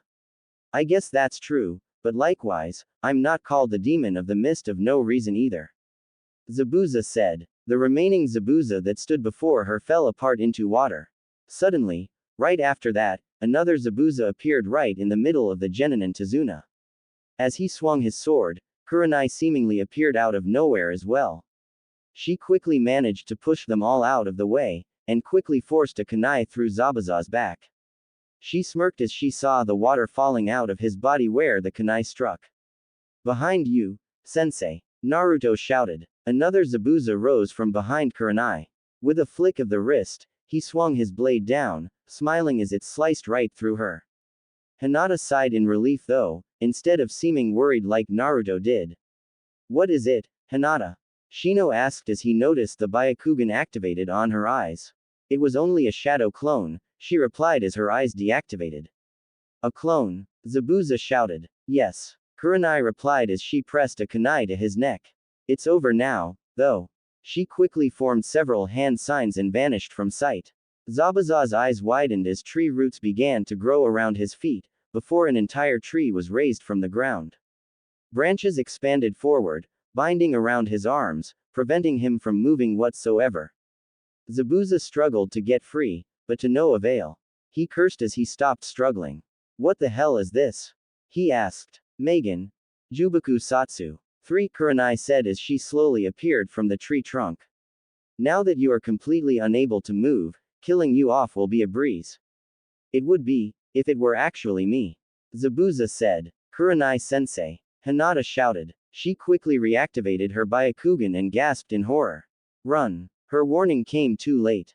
The swordsman's body suddenly reverted to water and fell to the ground. Kurenai's genjutsu immediately dropped as she looked around, only for the swordsman to appear out of a tree and punch her across the face. She fell over the river, barely managing to gather chakra to keep herself on top of the river. She had barely pulled herself up onto her feet when Zabuza attacked by swinging his sword at her feet. Kurenai jumped over the blade and then let herself fall into the water in order to try and put some distance between the two. Got ya, Zabuza said with a smirk as Kurenai suddenly swam back to the surface. What is this? Kurenai thought. The water is heavy. She struggled against the water as Zabuza began to make several hand signs at a rapid rate.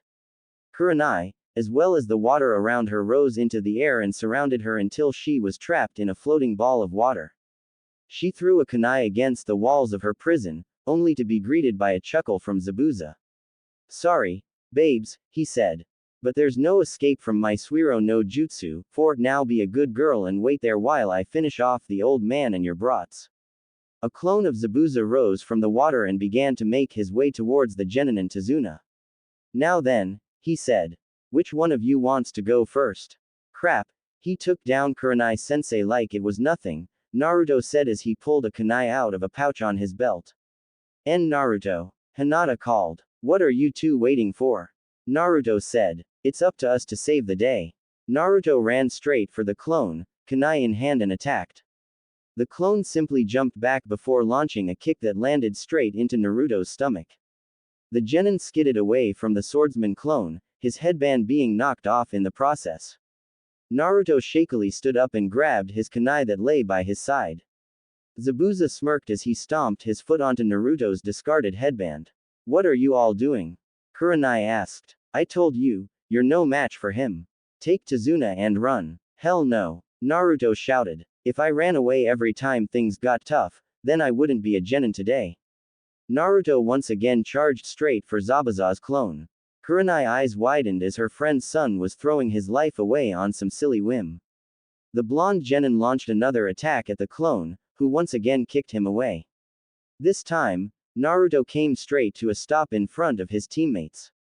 You idiot! Kurenai shouted. Listen to your sensei and run. Kurenai-sensei is right, Naruto-kun, Hinata said. We're only genin, we're no match for him.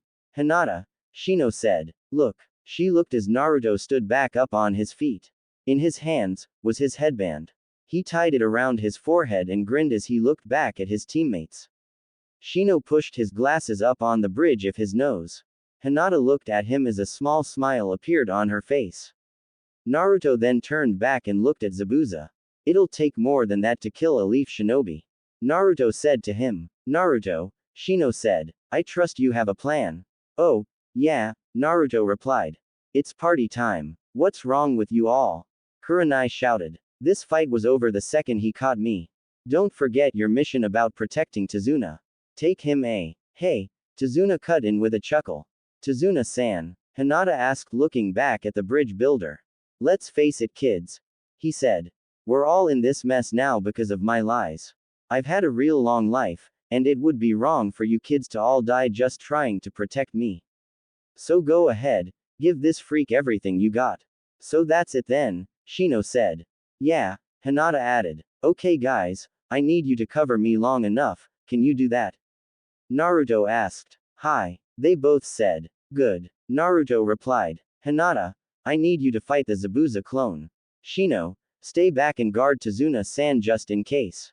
As if planned from the start, the Hyuga girl ran straight towards Zabuza. She began to attack in her Juken 5 style, Zabuza's clone barely managing to stand one small hair ahead of the girl.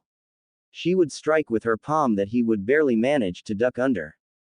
Eventually, he grew tired of the attacks, and managed to kick her back. Hinata fell to the ground, and barely rolled out of the way in time for Zabuza's sword to strike the ground where she was laying. As she began to rise to her feet, the clone was already on top of her with another attack. The sword began to drive right down into her, only to be blocked by a wall of bugs.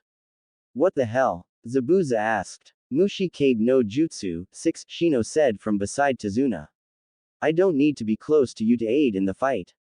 Kid, Tazuna said. Did you just? Yes. Shino replied. I attacked with bugs that just happened to live inside of me. It's fine if it makes you sick, but please hold off on throwing up until we're safe. Thanks, Shino. A dual set of familiar-sounding voices shouted. Zabuza looked in the tree Hinata sat in front of just in time to see an army of Naruto jump down and grab a hold of him by his arms and legs. Another Naruto walked forward with a smile on his face. Hinata's Byakugan deactivated as she looked at him. You did good, Hinata.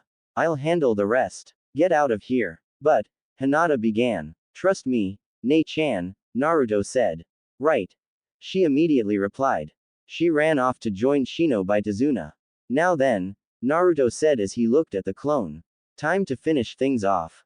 He grabbed a hold of one of Zabuza's hands, and then reached into his pocket and pulled out a kunai with his free hand.